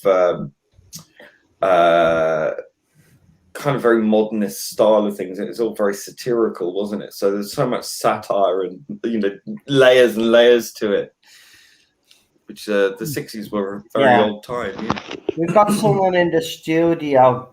Garbage, if that is actually you, could you send me a message on one of the platforms that you follow me on so I know it actually is you? Yeah, we don't want to repeat a random crisp eating guy. So. Oh, listen, I do have a slight change because this is going to make you all laugh. So I found, actually I was sent this and then I went into Twitter to go and find it myself, right? This is going to make you laugh. Okay, because I don't know what this is supposed to be, but when you have a look at it, tell me what it looks like to you guys without being. Well, no one answered your question about what the Easter egg was in the title. Actually, Retro Dicky did get it right. Oh, okay, he did. He actually. You I nodded. Shall become like us. Yeah, it's the Cyberman. Right, so I present this abomination. Spinny It wants wheel. to load. Right, Contact less. Right, it should come up any second now. Message sent. Where did you send it to? It's like a butt plug. Yeah, I've seen this on Twitter. It's a butt plug. It's a butt plug. Right, this is supposed to be coming out. Yeah, literally. Coming out in the and top, out, in and out, in and out. Right, so it's from Doctor Who pages there. The Doctor Who pages. This is actually. I don't know if this is legit, but If that's No, legit, this is legit. This is legit. Eddie was Oh, talking it about is this legit. on Twitter. okay, right. So it is legit, right? That. Nothing like reverting I mean, Dr. really? I'm sorry, but I'm gonna say it, right? That Oh, it looks like worse from that fucking- angle. That looks like a How does it Whatever. even fly? I mean, look at there's hardly any controls on that bloody thing anyway. Like, I mean, there's like what, a lever on each Flies on panel? automatic, yeah. What the hell? Who Where's needs the- controls when you have that center part? Where's the little spinny glass TARDIS bit? It hasn't got that on it either. Nothing. I mean, look, kudos to them for making it, and it's, it looks They made it accurate, transparent, yeah. but I Yeah, mean, it's Here's my that question. aside. Why on earth is this coming out now? We've been in this era for Get nearly down on it. 5 years. Oh, It it's could Eagle out Moss, next isn't it? year. Yeah, it's Eagle Moss. Yeah, but wouldn't they have released this before? Why are they releasing it now? I don't get it. Because it's Eagle Moss. Like this, yeah. Release it at the So last minute. That is garbage, is it? It's definitely garbage, is it? Well, garbage. For another bit of confirmation, bing me a message as well. Right. Oh, because she follows Charlotte. Yeah, Charlotte will be able to verify. Just because. Yeah, bing. Please do that. Yeah, mate. You know what I mean. Bing me a message now, and I can confirm with Noel it's you. Then we'll definitely know. Yeah, but oh god, just look at it. Because here's It's the a thing. butt plug. No, but here's the thing, right? On paper, a crystal sort of theme a butt would have plug. worked. Sorry. Looks like one. Butt plug. Oh, Roy, stop, lad, stop! Come on, come Sorry, on. so it even has the Charlotte. colour, it even has the colour. Stop. Does it go up and down very, very fast?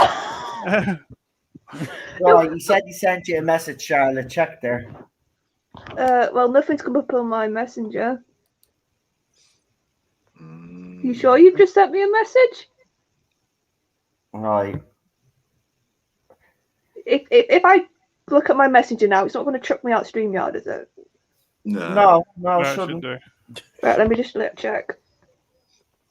See, we've never had garbage on before, I don't think. So, Yeah, let me just be your confirmation right now. If messenger wants to load.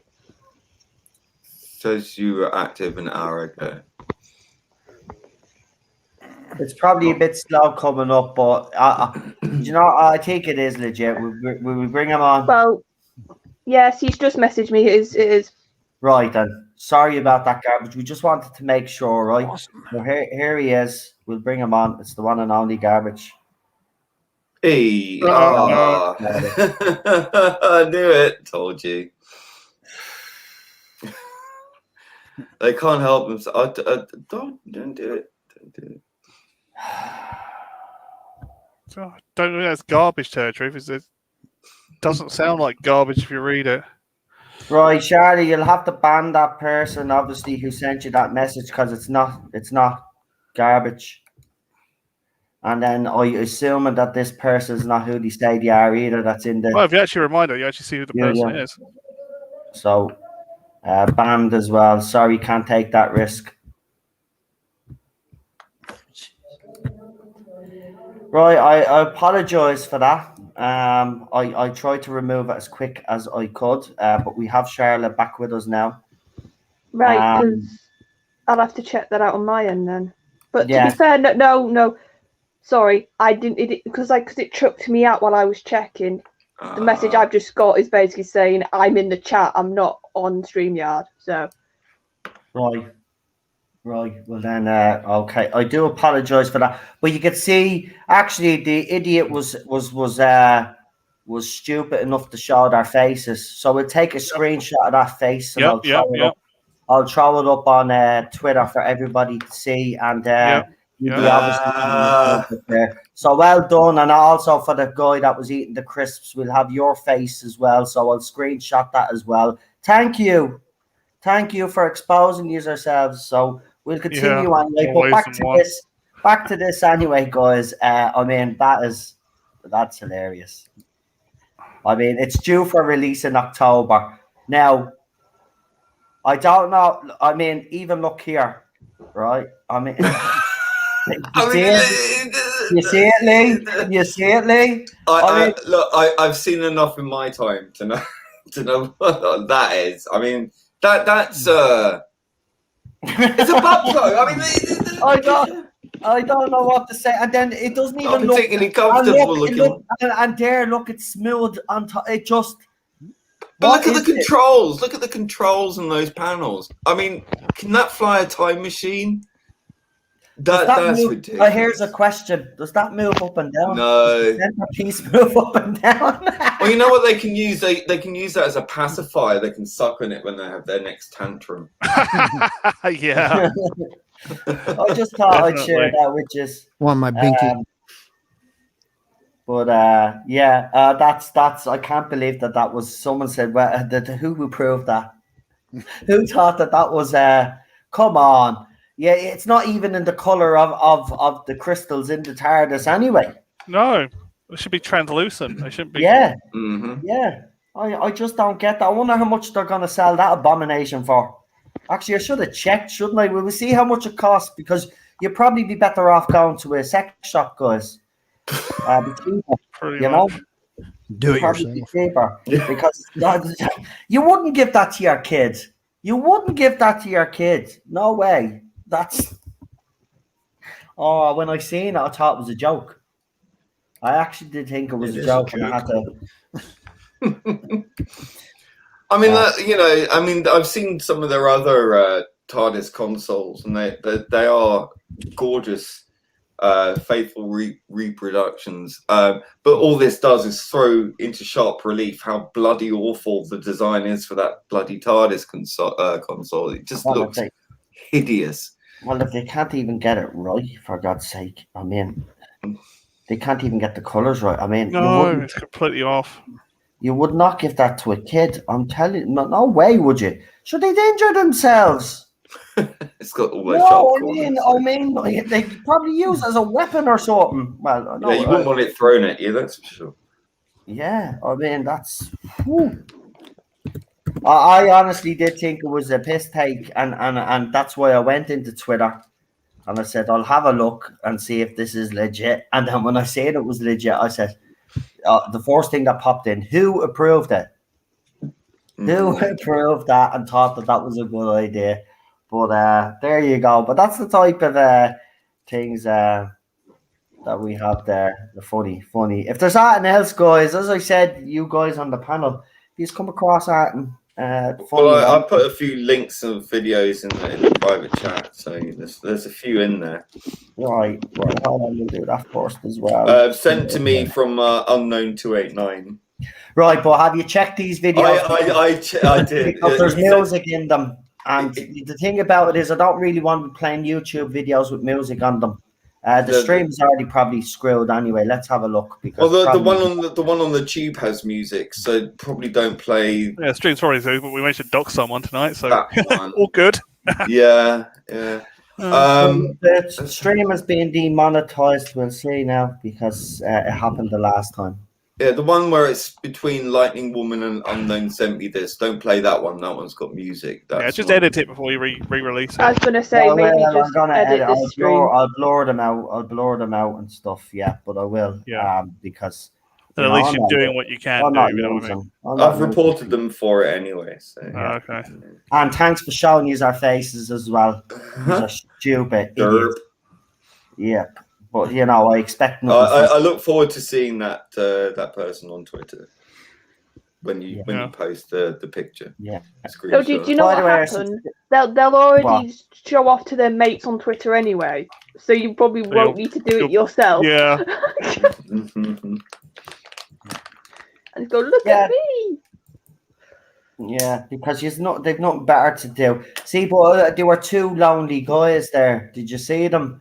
One just looked like, as someone said, a baldy bouncer, and the other one was just looked like he'd never got laid before in his life. That's the type we're dealing with. I live in Mammy's basements, nothing better to do. But no, the stream is okay for now.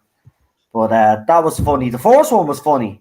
That was just downright disgusting. But I've just seen the picture of he looks like Wow. I mean, I would have expected better from someone that age. You know, like it's something you'd expect a kid to do, but this man looks like he's in his 30s. Yeah. And he looks like he doesn't get laid. That's a shame. Yeah, that's what I said. So We've that's got why he likes 51 hardcore people pornography. watching now, so thank you very much for that. Smash that like button or smash the dislike button. Don't really care, but you know, the like button, dislike button. Don't forget to subscribe if you're new. I hope you're enjoying this because we're having some fun. But guys, right? So we've done a few funny videos, right? And I think that's the way we'll go forward actually. Now, because I think if we break it up into kind of segments, so I think we'll start off with funny videos each week, and then each week then we'll recommend shows, right, and then movies as well. So we'll do movies now in a minute, but I do want to talk music for a few minutes because we do have obviously Lee, who is a musical person, and obviously, Lee, you've been a very big part of this channel. You've created some great work for this channel. And again, thank you very much. But I wanted to ask you, growing up, who were your influences when listening to music? Who inspired you to be? I've always had a very eclectic taste in music. So, I mean, growing up, as a kid, you know, I had compilation tapes and things, you know, like Blondie and Adam and the Ants were huge. The first album I ever bought was Kings of the Wild Frontier by Adam and the Ants. I loved all that Yazoo and 80s synth pop, you know, stuff like that. Michael Jackson, Janet Jackson, I used to love all that.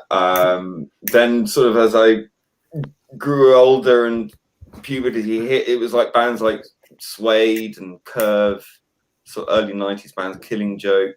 So I think it got heavier and more guitar focused. But, you know, I always loved the electronic stuff. I've always loved a bit of the avant-garde.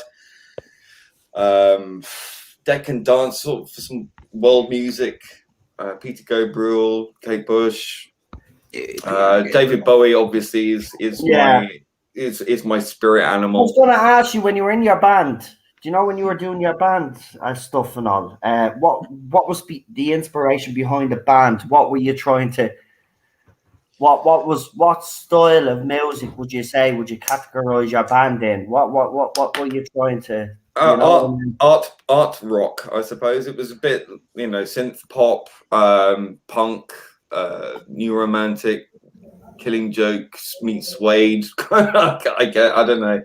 It was just you know, it was after that time when we had all the electro clash kind of stuff going on in the early 2000s, and I was kind of influenced by that. And because I'd always been quite goth industrial anyway, so it was just kind of wanted to do something like that, you know.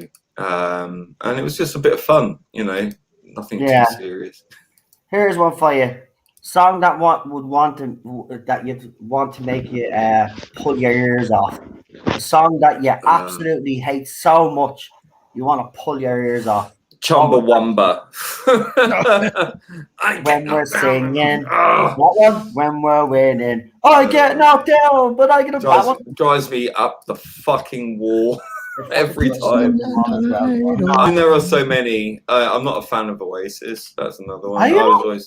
Suede kicked their ass. Wow. You know. I like Noel Gallagher's solo stuff. Yeah, I agree. He was a talent. Yeah, he did some really good solo stuff. Blur. I like Blur. Yeah, I like. I didn't like their sort of country house stuff, you know, when they went too pulp. You know, I didn't like pop. Yeah, it was Britpop. Yeah, Britpop. We got too pantomime for my taste. Totally. I hate that Macarena song. Oh, come on. If you could dance if you were at a disco. No, but I do admit when it came out, they overplayed that fucking song. and everybody was doing the dance. And if you didn't know the dance, you were an idiot. American punk music is another thing I can't stand, like Green Day and all that. Just fuck off. Yeah, punk pop got my nerves. Yeah, see, it's funny you said Macarena, because I went to so many like all-inclusive holidays that just you would have the same 5 songs. Yeah. So I've like got that dance now like imprinted in me. that I Oh, could just do it without thinking because I've heard it so many times when I was a kid. Yeah, I mean, yeah. It's what's the other one that's a party piece as well? Oh, Cha Cha Slide. Yeah, that one and the ketchup song. Do you remember the ketchup song? Oh, I hate that one. Yeah, That is one that I wasn't would. really as good. And then you had the one with the four lads on the aeroplane. What was it called? It was a one-hit wonder as well. Actually, most of them are one-hit wonders. But so yeah, go. Any songs guys use hate out there? Alpha said obviously the Macarena. Is there a song out there, Charlotte, that really makes you go, "Ugh, I wish they never made"? Oh, I've probably got a few, but do you know when somebody asks you a question and your brain just goes like like But tell nothing? you what, we'll let you think about it. Right? You go and have a little think about it on our last Oh no, PD. no. I tell you because I can't stand her, Cheryl Cole. I hate her. So any Cheryl. song of hers. Right. I can understand that. I just don't like all this manufactured. You know that like most of the chart hits now are either written by some guy in Sweden or Yeah, Kathy Dennis. right. You Yeah. know, like There's a lot of that happening. there's only like a few producers and writers in the whole world that write all the chart songs, and it's just like that's why it all sounds the same. It really because does. it's- I'm sorry, I have to it's ban the Tour terrible. Doctor now.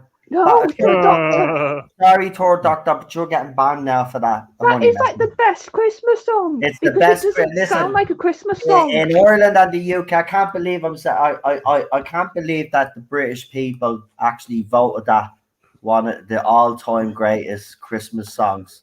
We when did it they to did the piss off the charts. charts. We did it to piss off everyone. That's why. It was a huge hit here as well. Fairy Tale in New York is Christmas. When that song is played, it's officially Christmas to us here. What the hell is that? Never heard of it. Even though it is about New Year's Eve, but when it's played over the Christmas period, as soon as that song comes up, Yeah, it's that officially and Christmas. Wizard. That, the Coca-Cola ad, the old Coca-Cola ad with the polar bears. No, that and Wizard. Whenever you hear Wizard, that's when you know Yeah. you're Oh, in this yeah, country. I've heard that Actually, sung a lot live. of It sounds better Christmas live. song is absolutely hate, and Christmas song is absolutely adore. All starts first. Band-Aid, do they know it's Christmas? I absolutely adore that song, right? But I did say I loved I like the Fairy Tale bass in New line York on as that. well. But the one that I hate is the one that Charlotte has just mentioned. I do not Really? like Wizard. I don't like. I fucking hate that song. I'd rather listen to Bill Cosby and White Christmas. David Bowie sing. Is a hit? Yeah. I would Bing rather Crosby. Bing see them Crosby sing or the little Bill drummer Cosby. boy and stuff like Mr. that. I Bean. like all, well, I do like all the pop Christmas songs, right? Cheryl's. Here's the weird thing though. When I start playing Christmas songs over here, the first Christmas that me and Cheryl were together as a couple, and I was playing these songs, she never heard of any of them. Now, she'd heard of Band-Aids, Do They Know It's Christmas, but she didn't know Wizard. She didn't know Snow is Falling, Oh, and Shaking Steve. She didn't know that one. She didn't know Cliff Richard Christmas Time. She knew none of them. None of them. They Oh, the played- mistletoe and Me wine. neither. I went to there was That's a great song. in Wimbledon, and they were mixing it then, and I got to hear it before anyone else. I was like, wow. I But think that's a great song. It is. yeah, sure. It is. It's Cliff. I say it is for the Brits when Cliff Richard sings. It's officially Christmas. I You have can't to stand have it, man. I know you can't stand them, but I think his music is all right. I He's a won't. devil woman. There's worse Christmas songs. Elvis And you know what Presley Christmas song I wannabe. hate? Elvis Presley Mariah one. Carey's Christmas song. What's that one? The one where Oh. she's in the red jumpsuit. All I want for Christmas. Yeah, all I want for Christmas is you. See that song? It annoys me. I don't have many favorite Christmas songs, but one that I might put up there was Bowie and Bing Crosby's Little Drummer Boy. Yeah, I love Their that song. duet. If you've ever heard that one, I don't know. I have. It's the one where they're at the piano, and he walks in and they sing and he sings the Little Drummer Boy. Yeah. Yeah, it's brilliant. Yeah, I love that song. That's one of the. It's an old it's a The one with traditional David Bowie. Christmas song. Yeah, the one with David Bowie, the traditional song, the Little Drummer Boy. Have you never heard of it? Yeah. Little Drummer Boy. Mm-hmm. Yeah, brilliant. What's the one that McCartney did when the video he was like in the trenches? That I don't like. Kintyre. Not Mole of Kintyre. Back at in time. Whatever it was, Yeah, it's really slow. Yeah, that one. does my I don't like head in that one. Christmas in the trenches. Oh, does my head in. Yeah, that one. I love that one. See, that's what I mean. hate We that have one. different That's tastes. bad. I No, don't Mull like of your Kintyre. own. Mull of Kintyre. That was it. That's not Christmas song. That's not that song. Well, they that play it at Christmas over here. Might be Christmas to you, but it's Christmas to us in the Ireland and the UK. But no, seriously, yeah. But you know what? I do hate that one with John Pipes of Lennon Peace. and Yoko Ono. Don't like that one either. What's that one? The war. The what? The War is over. Yeah, that one. Hate that bleeding song. Hate it. I'm not a Beatles fan. Never was. Anyway, by the way, I don't get the hype. I don't get the hype of Elvis either. Whereas the last song that John Lennon recorded was the one he was carrying the master tape of when he got shot. Was a Yoko Ono song which he played guitar on, and it's called "Walking on Thin Ice," which is rather chilling when you consider how he died. Yeah, it's a really good song actually. I'm not one for listening to Yoko Ono songs, but that song is fantastic. And the Pet Shop Boys did a really good remix. Pet Shop Boys are brilliant. I love that. Actually, I've got something to talk to you about. It's a sin. Fantastic. Because the other day, Cheryl's been asking me ever since we got together to actually sing for her, and I haven't been in the right frame of mind. I haven't been, confident enough to sing in front of her. But I did the other day, and I actually sang Pet Shop Boys' "It's a Sin." I sang a couple of other songs, and then I asked her which song she thought I sang the best, and she said "It's a Sin." So I'm thinking of putting together "It's a Sin," and what have I done to deserve this? Putting it up on the channel. But we'll see. But she said that she was very impressed by that. So we're used to seeing karaoke's all the time. I did a karaoke with my.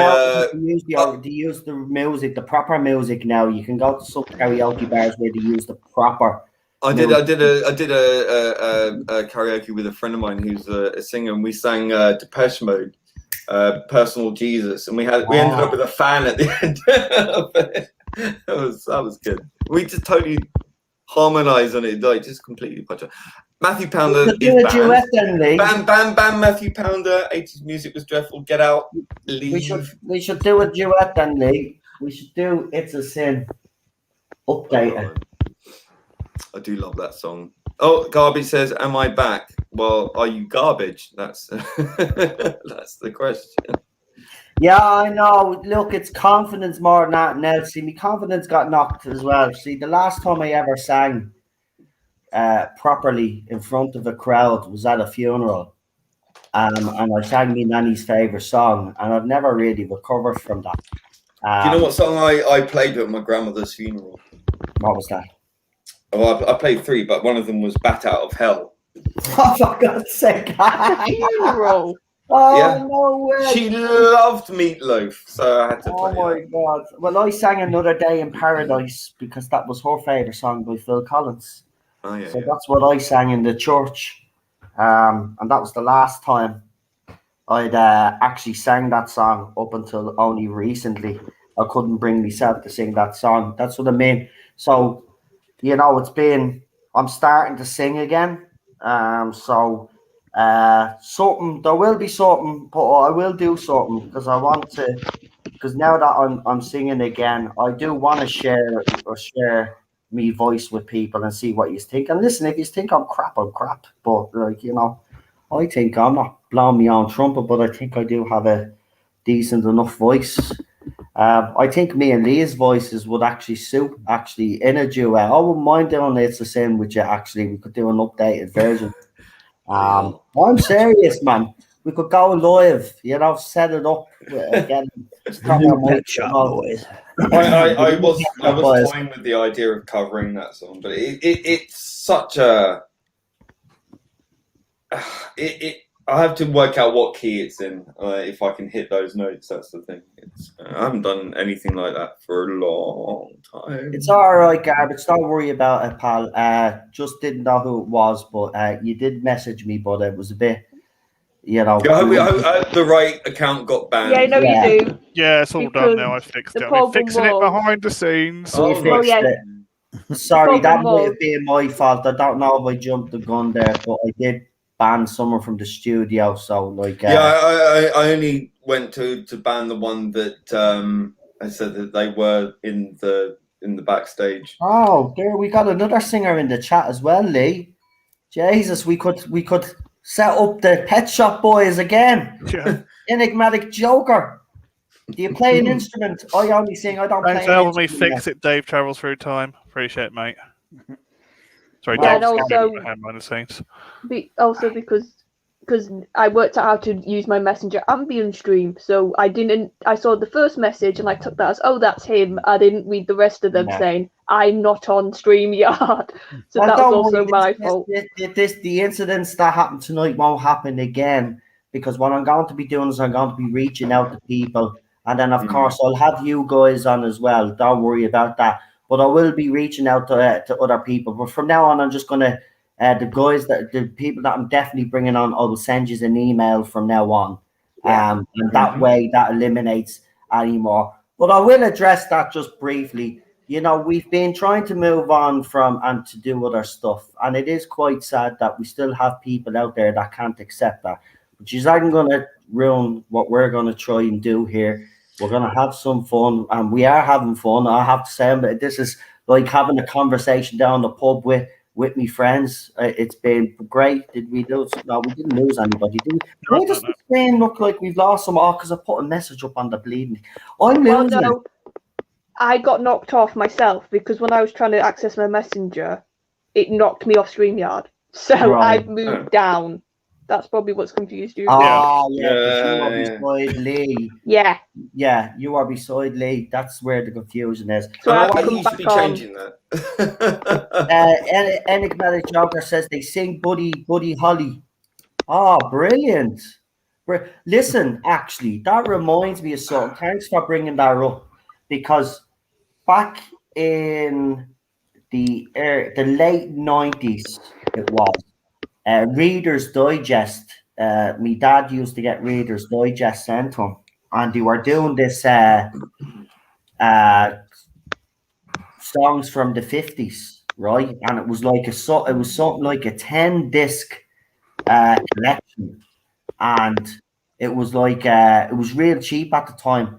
Yeah, I remember my dad got it for me. It had the likes of Buddy Holly on it, all of the old. Listen, I used to listen to it a lot before I start getting into 80s music big. I used to listen to a lot of 50s and 40s music, believe it or not. Some of the music back in the 40s and the 50s is absolutely brilliant. I'm telling you, man, we have been spoiled over the decades when it came to music. Even today's music, right? I do agree with Lee. A lot of it is highly manufactured, right? It's rolled out on this conveyor belt. A lot of the female artists all sound the same, right? But the thing about it is you'll get one or two that are original. And there are some original artists out there. For example, I would personally say Marina and the Diamonds, if you haven't heard her. I love that first album, and her Yeah. second album, Fruit, was pretty good as well. But she's now Yeah. Marina, isn't she? She's not Yeah, Marina. Marina. Yeah. She's been around a long, long time. Now, She's got a great couple of voice. albums. She had a couple of albums that kind of went under the radar. But it was when she had, I think it was the album that had, what was the song that was on it? It was America. no, it wasn't that one. It was Prima Donna Girl, right? When she released that song, Prima Donna Girl, yeah, that one, right? That's when she became a bit of a a global star. But our albums even before that are brilliant. It was just that she was. I prefer earlier albums because I think she ended up sort of sounding overly produced and sort of doing more sort of pop stuff. Yeah. Whereas before she was so unusual. That's why I loved her. You know, like she's But she quite still does. kooky. But hold on, Lee. Do you know what she started to do now? See those albums that you said? She stripped them down, right? What she's actually done as well is you can buy acoustic versions of all of those albums, right? Where it's stripped down, it's not overproduced, and it's just her, maybe a guitar, piano singing these songs. So she has recognized, listen, she deserves to make money, but you know yourself that you don't want to do it, right? Because it kind of does, the music integrity is kind of lost. But some of the artists realize if you do want to make some serious money, you have to go commercial. So she's been Yeah, I don't know. clever. I mean, look, I loved her stuff like Hollywood, the song Hollywood. Yeah, That she did. Hollywood. Yeah. Mowgli's, whatever it was, I can't remember. The videos were great, and Fruit was good. What's the Never one? heard of her. Mowgli's. Time Run was good. Mowgli's Time Run. Road. Mowgli's Road. That was it. Yeah. I love that song. So check out her latest album. She's done an acoustic version, and the thing about it is though, she's put the commercial songs on it, and then she's put the acoustic versions on the same album. So she's not greedy. She's not making two separate albums. She's putting them all on the one album. You can listen to our latest album actually on YouTube, and if you listen to the acoustic version, actually some of the songs are so much better. Actually, I was gonna say there's some really good musicians on YouTube. Like if you want to, sometimes I'll have an afternoon and I'll just like go to like 3 or 4 that I like. I'm trying to think of any off my head. Right, I can never say the woman's name. I think to say it's Carlene, and she does like she'll do like a song that's based on something that's popular, like she's like a show or like a movie. But then like one I've been listening to is basically she's done an album like she's Elizabeth I. So all the songs are about Elizabeth I. And it's like when she does anything historical, she will have instruments that are to that time period. She won't put anything that doesn't fit in the time period into that song. So like you hear lutes if it's set in Tudor times, you'll hear, and like I said, I think and I think if you go on, like I said, I think it's Carlene, and she's got like that whole album as one whole video. Wow. And like there's some of them, and you're getting history at the same time, a history lesson at the same time. Yeah, wow. So like one of my favorite songs of hers it's called My Mother's Daughter. So obviously she's talking about being the daughter of Anne Boleyn and sort of the baggage that gave her, and how she had to fight like all the people putting her down because of that. And she talks about how they now call her old Gloriana and all that stuff. And it's a really good lyrical based song because it is telling you the history. And like there's another one on that whole album called Armada, which is about obviously the Spanish Armada. And it's a real good, like if you feel down, it's one of those really good pitch you up type of songs. So like I said, if you like a bit of history, she's a good one. But like I said, she will then do like something based on The Witcher or something based on another show. Like she will go from popular to history. Brilliant. That does sound fascinating, actually.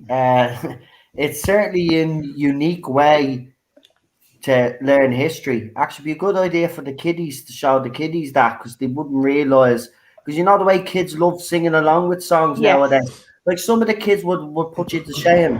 They're there, they know the dances, they know the feckin' songs, and you're there. How the hell are they? And you know what I mean? They get all the dances spot on and all. I'm like, holy shit! Oh, we'll give kids that nowadays. Like they're clever like that. Like, but they live in an age where, as I said, it's a technological age. So all of that stuff is in their face. So it's there all the time. These things then become viral, and then all the kids then start doing it. It's like that ice bucket challenge. Like I did that a few years back when everybody else was doing it, and I wouldn't recommend it. I nearly bleeding died. Jesus Christ, man, that was horrible. But garbage. Thank you. Look, I'm sorry that happened to you tonight, but I really appreciate that £2 super chat. And he says, I get copied, Noel gets a super chat. Trolls Lewis. Thank you very much. Listen, as I said, they're not going to. That'll be the last time that'll happen anyway. Because as I said, we'll be bringing on guests, and I'll be sending emails to people from now on. So it was just because it was the fourth show, and I'm having a blast. I don't know about you guys, but we're nearly 2 hours in. Time is flying. We got another hour to go anyway. But if anybody needs to leave before then, just let me know in the private channel, and then you can do your shout outs or whatever. But right, so so the Supremes are good. Yes, Supremes are good. I do love Neil Diamond, by the way, because my mum was a huge Neil Diamond I fan. couldn't stand him. My grandmother couldn't stand him either. So And Hey, I was Noel, how do you also- feel about Foster and Allen? yes. I know them. What? I've worked with them a couple of times. They're brilliant guys. Good friends with Seamus. Who? No Cullen. way. Good Great friends with band. good friend with Seamus Cullen, who's their manager. Good friend of mine. Here's the thing, right? I Name didn't dropper. even Right. That's know. usually Lee's job. I Yeah, didn't right. know who they were, right? I didn't know who they were. And then I was watching Match of the Day and Goal of the Month, and they were using that song. And the name actually, the music came up, right? So that they were just playing the music, right? And I was like, oh, that sounds good. I wonder who made that music, right? So then it came up right at the end. So I typed in Foster the People, and I start checking out their songs. I actually have a few of their songs on the other phone. Brilliant, man. Brilliant. There's some deadly bands out there. But I was going to say as well, big, huge Billy Ocean fan, because my mum had this back in the day. Caribbean Dream. Now, folks, for all you young Get kids out out of my there, car. there used to be these things called cassette tapes, right? Yeah. They were plastic, and they used to have these this brown, that brown strip, right? Yeah. And Still really got right, the decent ones. and They then got them. basically they put the music on that, and you put it in a thing called the cassette player, and then you press a button called the play button, and then what would happen is then the tape would start, and it'd be about Is this 30 going seconds in somewhere? before the music would come on. I'm just explaining it to them because they probably never heard of a cassette tape. But anyway, I wore that tape out. My mum had Billy Ocean's greatest hits, and every night I used Heard to of a listen to cassette? music. Still even today. I used to have 8-track tapes. Today, yeah. Still even today, I still do it. I listen to a bit of music before I go to bed, and that was a thing. So my mum got me a Sony cassette player when you could get a Sony cassette player. Oh, I had one of those. Yeah. I've still and- got one that works. Sony Walkman. No way. I got Holy it's Panasonic shit. one. Dad's still got one. It's one of the last Sony Walkmans in its original packaging. She'd have to get me a Worth 4 money. pack of batteries, literally, because Yeah.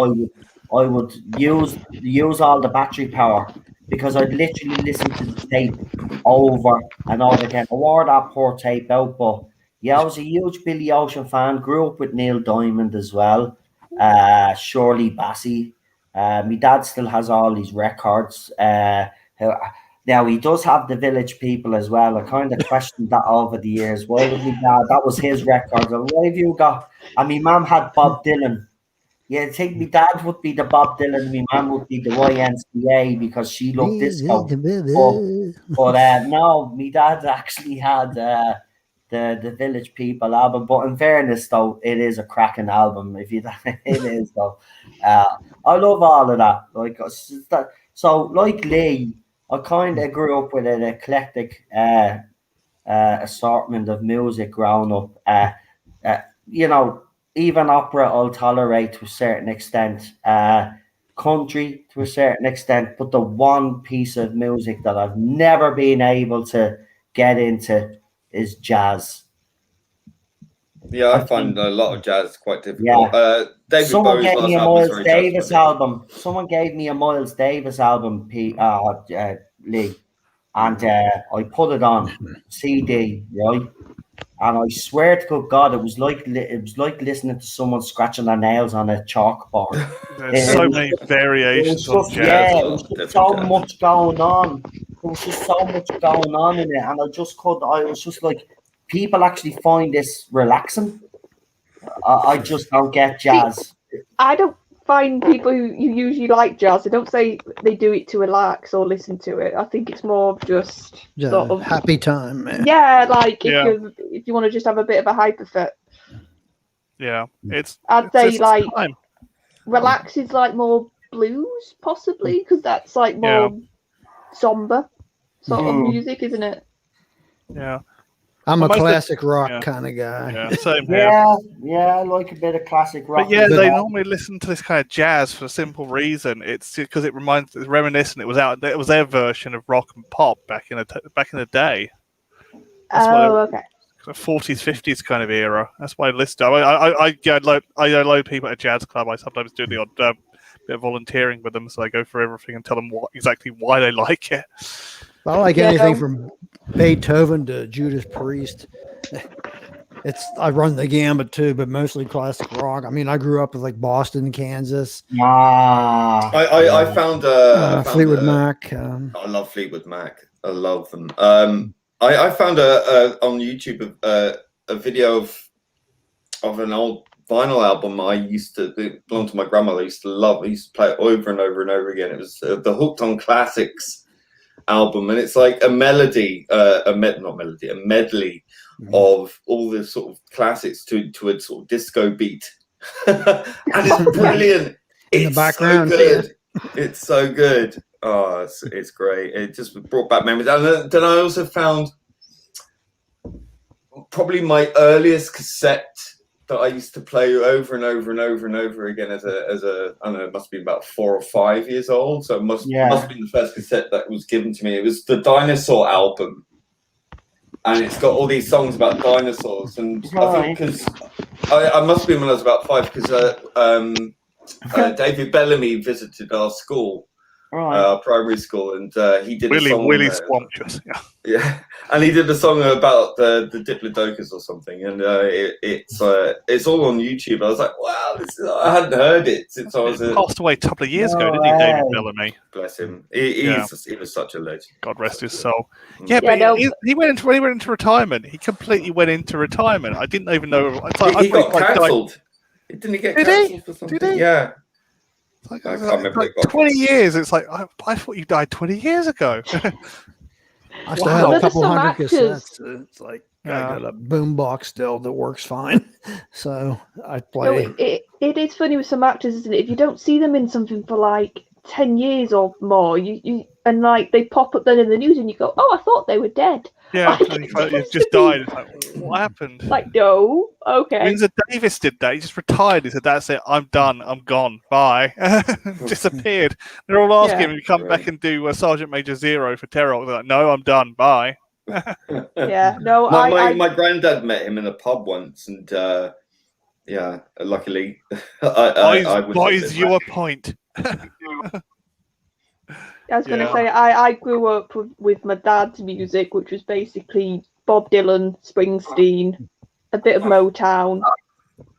My dad had all the original Monty Python records, which I managed to nick off of him, and also the original Jeff Wayne's War of the Worlds. Doctor, yeah. War of the Worlds is fantastic. Great double album.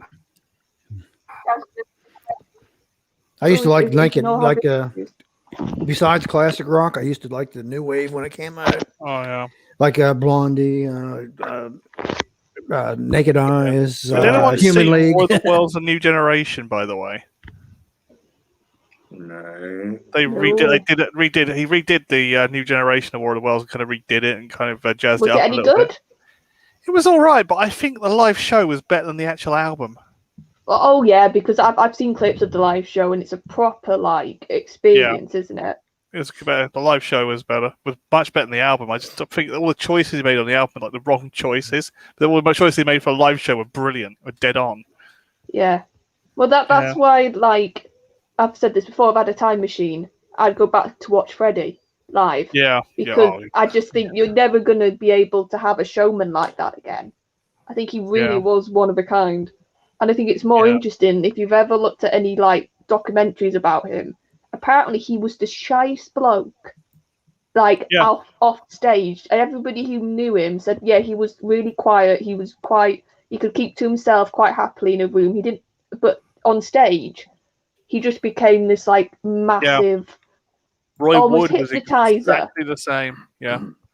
Because it's like, I remember I was watching a documentary about the Live Aid, and they were going through each act, and they got to the Queen bit, and a few of them said, I think they even had Geldof on the doc saying, "Oh yeah, we didn't think they were going to do much.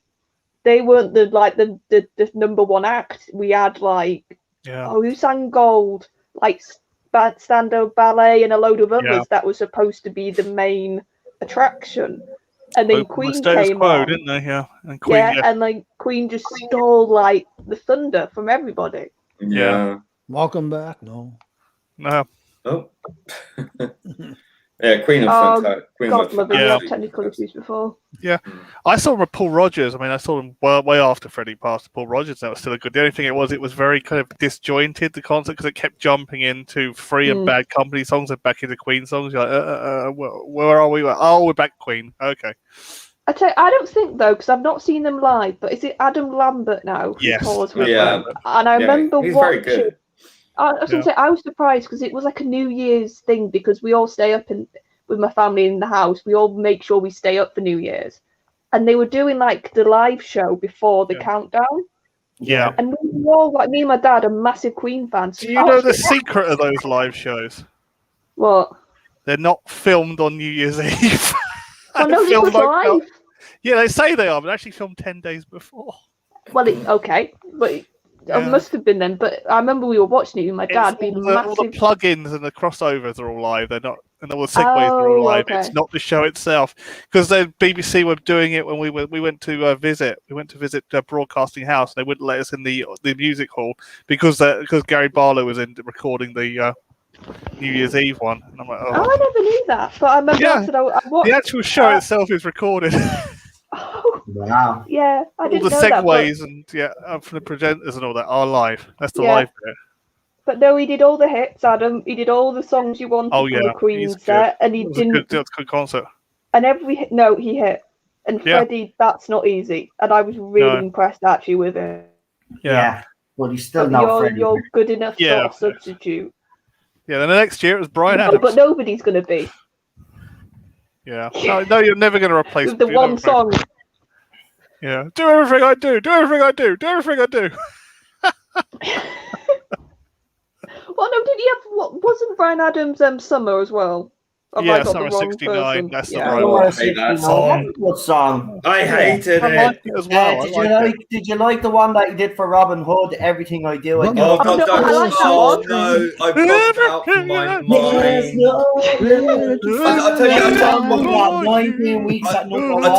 I'll tell you one band who had a single that stayed at #1 for I think it was 8 weeks. Was Shakespeare's Sister. I love Shakespeare's Sister.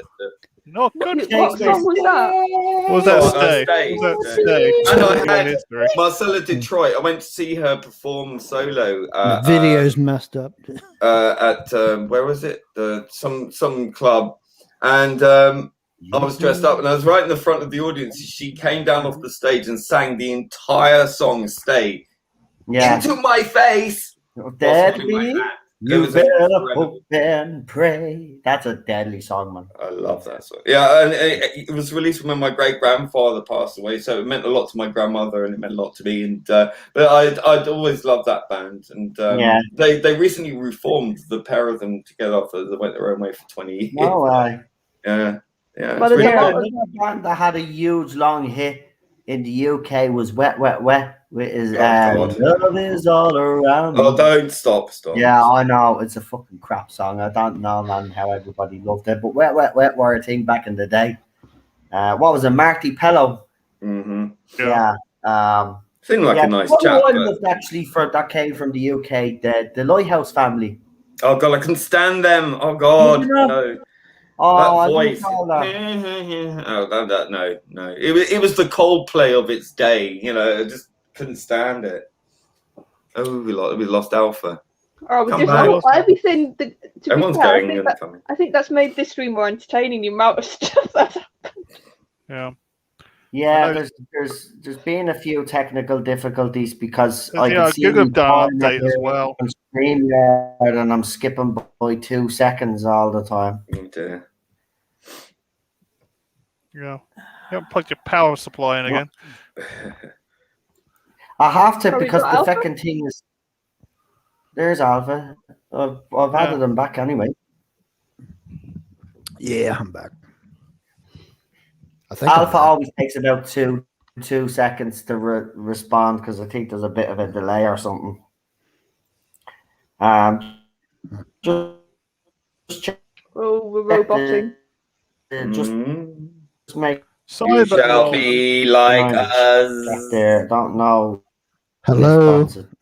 Hello. Troll there. It's going a bit weird. Someone's name. Just so yeah. Well, Yeah, no, it's not me. seriously, yeah, some cracking songs back in the day. But listen, we've got 45 minutes left, so we'll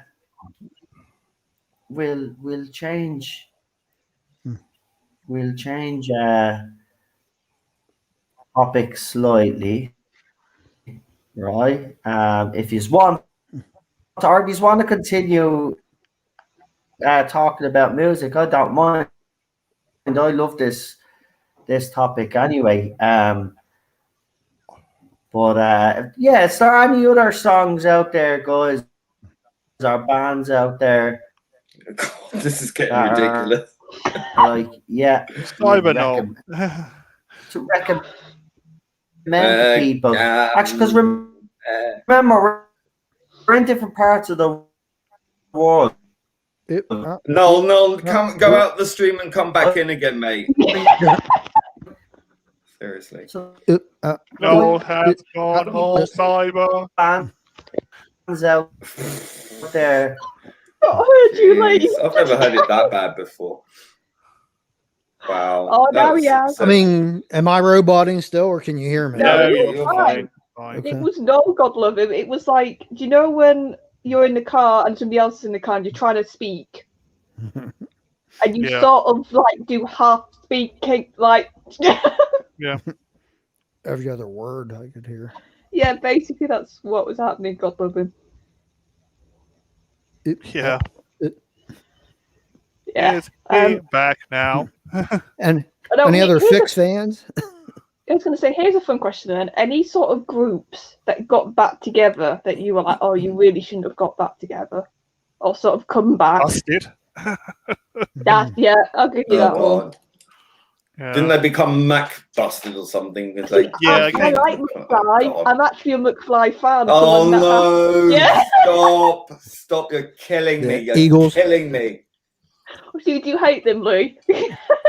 I used to work for a car and courier company, and I remember they would ring up for a cab a lot, and so they had an account with us. But other than that, and them helping to pay my wages, no, not really. Yeah. You guys didn't answer my question. Now. Sorry, what was your question now? I said the illegal Eagles. Did anybody else like the Fix? The Fix. What is the Fix? Is it a band? Okay, it's a group, a musical group. You never Sounds heard like- of it? That's Give a me a Yes. alarm. One I'm thing the leads baby to of the another. group, so- Not Saved sure by if I'm- Zero. Is this 80s? Yes, Sounds 80s. they're a British group. Fix. FIXX. Can you give us a song? Yeah, I knew. It was, I just did. I know the name, and I knew it was going to be with a double X, but I just One couldn't thing leads to place them. another. Saved by Zero. Red Skies at Night. Secret Separation. There's all kinds of songs. Got back together in 2012. Looks like No? for a new album. I mean, it sounds familiar, but I honestly couldn't Okay. tell you. Well, that I'll answers have my to look. question. Moving on. I will have to. I've check seen the it out. Quiet Boys a couple of times supporting the status quo. They're quite fun. Yeah, I used to do theatre stuff with what's his name? Oh God, it's so long ago. What's the keyboard player? Bound. Andy Bound. Yeah. With his daughter and son, we used to do drama together back when we were teenagers. Oh, and Is- garbage. I no. think I'm a bit blue because of the light next to me. Yeah, because I've got my lamp on next to me because it's getting dark. No, back now. Yeah, I but I'm think having it a lot is. of technical issues. Wow. Oh, you're sounding good now. Yeah, how long for? Let's see. Yeah. Let's test this. Yeah. Oh dear. Wow, minutes. As soon as you said that, I'm gonna go Oh Now- no. You can hear it. Oh dear. Yeah, it's not working, Noel. No. You're sort your You have to internet send him out. a new It battery. says he's not using the phone. no, but it's all week. The back end of this. Well, actually, no, it's not even the end of the week yet. Just all this week, Noel's been having terrible issues. Mm. We had phone memory problems yesterday. Or He the needs other to day. stop using wind up internet. Yeah. Put a bit more on the meter, Noel. Put a bit more on the meter. You'd be fine. Yeah. Stick 50p in the meter. That's it, off you go. Yeah, we're in control now. Hello. Hello. Hello. Hello, can I have Oh. that go? There he's gone. Hello. Hello, hello. Yeah. Hello. Listen very carefully. I shall say this only once. Hello. Who is it?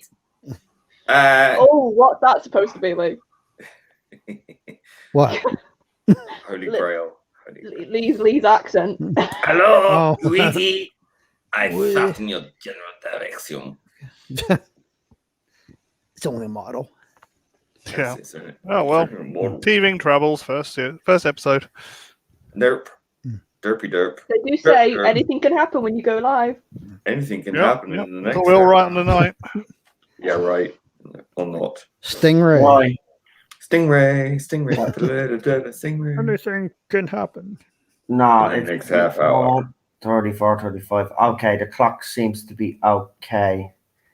Oh, it seems sounding all right now. But yeah, 2 hours in, after 2 hours, it started to go like crap. I honestly don't know what's going on. It's not me Chromebook because there's nothing wrong with it. I don't know. It's annoying, but look, it was never gonna go perfect anyway. But yeah, there you go. We can't help the technical issues. But go on, what were you talking about anyway? Because I kind of missed half of that conversation. We were talking about you while you're going. Yeah, mainly. Right, Grant, yeah. Well, I am a bit of a legend, so I expect just to. In your own mind. Yeah. Oh, and poor Alpha said abandoned. All three of us were like, who? What? Name? I know the name. So I have probably heard them, but it's so long ago I can't remember. Because I Noel knew, probably because I knows 'em. instinctively knew it had two X's. So. Yeah. Right, you can still hear me, yeah? Yeah. Oh, good. Right, good. Yeah, I've never heard of that band actually either. So What? You haven't heard of the Fix? The Fix? No, Yeah. no, Okay. no. Who are they? Google it. Oh, for God's sake! I love Just the tell fact me. that this is a British band and the American, rock band. sorry, Canadian. They were knows big. it. They've been around for like 30 years now. That's why. Like, I'm sure I've heard the name because I'm thinking double X and I'm thinking like a red. And Red, yeah, the they're logo. not a one-hit wonder either. They got like, Mhm. at least a dozen or so charting songs and stuff. Yeah, but there's just so many great British bands. I don't even know them all. So let's be honest. Yeah, Chris, I'll check that out. Maybe it is. Maybe it's due an update, but most of the time it automatically does. So, I'll check in. Maybe there is something wrong there, but yeah, that's annoying me. But There you go. It's only been happening what, the last week or something. Yeah, So I it's don't. just this week, hasn't it, to you? Yeah, It's just been really weird. weird. Like every guest you've had on, you've had an Yeah. issue. Exactly. It's like, since I start talking about John Barrowman and fans cancelling him, all of a sudden, me old streams start going crazy. Well, Well, It's maybe basically- some people who work for StreamYard are like part of the Twitter weirdos. nah, I doubt it. PD Rich, did you get trigger happy again and block Noel? No, why he wouldn't block me? PD Rich wouldn't block the host of the show. Now, why would he do that? Why would he do No that? point, is there? No point. Noel, and problem being, you are pretty old. Have you heard that song before? Which song? They're I young think- compared to me. Oh, God. I'm surprised Lee's taken that he's been called old quite well. Well, it's true. And every year it gets more and more true. Listen for a minute, right? There's nothing to be ashamed of, right? Of grown old. I would never want to be in my 20s again, especially Right. now. That would Exactly. be a nightmare. I wouldn't either. I had a good time Oh, I had then, a blast. Yeah. but I So wouldn't you're want old. to do it You're not. again. You're not old. You're not old. No, I'm not old. Our 40s is not old. Anyway. Have you You're not noticed that? old. Yeah, whenever you get every birthday, and you say, "Oh, I'm this age," and then there's always some clever arsehole says, "Oh, you're still a baby." That Yeah. happens less and less, but it still happens even It now. does. It It's does. almost Yeah. clever like, do I become an adult? I have to say, No, it you're feels all right. good when someone still refers you like that. You know what I mean? You're still a baby. You're not old. Like, you don't know what it is to be old. That feels good. But I don't look old. I don't look my age anyway. I don't look 42. I don't think. No, No, my you look 52. long hair has gotten out of hand. I have to be honest. But other Ba-da-boom. than that, I don't look 40. Once I get my hair cut short, look at me. It takes Only 20 mine years. cut as well. Yeah. We got this pissy little I'll say pissy little ponytail coming out the back of it. It's awful. Yeah, but things have been open for ages now. So how have you not got your hair cut yet? Probably because I'm not going back to uni yet. I'm going to get done just before I go back to uni. Oh, that makes sense. So yeah. So I look like I look like Robinson Crusoe before I have it cut. I'm just lazy. I've been down past my shoulders now, in the back here. Wow. And that's the longest it's ever been in my life. Wow. But I cut long. my own hair. Yeah. You cut your own hair. See, we do have things like that in America, in UK and Ireland, where you can buy these do-it-yourself trimmers. You can get the one that you can roll around your head like one of those carpet cleaners. Now, do you ever see one of those little hoovers, the little round things that go around by themselves? But you can buy yours by your hair, but you hold them and you just rub it around your hair, and it's supposed to give you an even haircut. They're a lot of bollocks, man. A lot of bollocks. They never give you Give a you a proper half haircut. haircut, yeah. This is regular Never clean. clippers like the barbers use that I have. And normally during the summer, I give myself a buzz cut. So it's like, you can't even get a hold of it. It's less than like a quarter that's inch. why you blokes. It's not fair. Like, if Sorry, I'm just imagining Alpha Omega as looking like Crystal Gale or something, I was thinking more. I was Not thinking that more long. Christopher Eccleston with the buzz cut. I was thinking more Ninth Doctor. That's normally my hair is like it's so short you can't even get a hold of it or whatever. But for months, I haven't had a haircut for like 6-7 months or so, probably. I had to cut my own just to. Yeah, I was going to say here's the thing. Right? Everybody, I think, has had one, right? And be honest, right? A bad hairdo, right? So now listen, I once dyed my hair blonde like Eminem. I was huge Eminem fan at the time. Now you have seen my hair. It's pretty dark. The eyebrows are dark. Black. I shaved my head and I dyed my hair blonde. I was literally walking around like that for about a year, and then I was like, no, I have to get rid of this because people were starting to fucking start joking, laugh about it. But Yeah, I went around with blonde hair for a while. I used to have my ear pierced and all back in the day.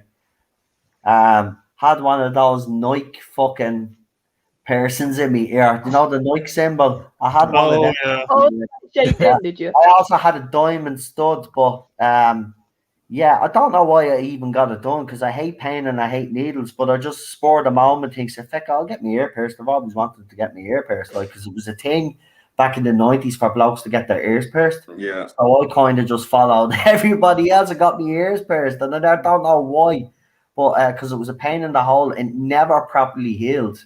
So then eventually I just took it out and it closed, but I can still feel the mark there now on my ear for where I Oh, had yeah, it. Yeah, I mean, you can reopen it easy. I know, but I Finish don't want to because I don't want to pierce my ear again. That was a 90s phase. I'm done. Blonde hair was enough as well. I think I'm fucking frightened. Oh, and full Dr. Evil. That's how I got rid of me blonde hair. I went full Dr. Evil. I shaved Now, my when I whole- was in grade Oh, Yeah. I had to actually walk around, not mess school, until I my hair grew tried to back. cut my own hair. I had to wear a hat for over, I think it was 6-7 months before like I felt comfortable enough to have a nice set of hair to show me hair again. But yeah, man, and I never wore baseball caps. Never. I fucking hate them. But I tell you, that time I did. That time I Oh, you did. liked Yeah, but it. I went full Dr. Evil. It was, I tell you, I look weird bald. That's all I'll say. I've got a weird shaped head. And I've got scars on my head as well, which didn't help. That's what was one of the reasons for the I don't like having a uh, buzz cut. No, it doesn't suit me at all. yeah. So any of you guys had any bad hairdos? Any embarrassing stuff? I just pulled I've mine. had my hair in all shapes, colours, and sizes. Like, I mean, I think the most outlandish was when I used to have hair extensions that put in like in my height, my goth phase. Right. So like the most extreme one was 6 foot long blue, turquoise, and black dreadlocks. Right, but I want you to explain something to me. Right? No. This is a serious question because I've never understood it, right? And maybe you being a goth, you'll be able to explain it to me or wear one in the height of your goth era. What's the difference between an emo and a goth person? What is the difference? Because like they seem rather the same. He's all Emotional rock, wasn't it? Emos are more depressed. Yeah. Well, yeah, it's all about the fifis. You know, I mean, we're talking about a generation that grew up to become what we now know as the millennials, right? The attention seekers. It's all about let's go on MySpace to get 1 million fans because then here's my big hair and like listen to this screamo music I listen to. They listen to screamo.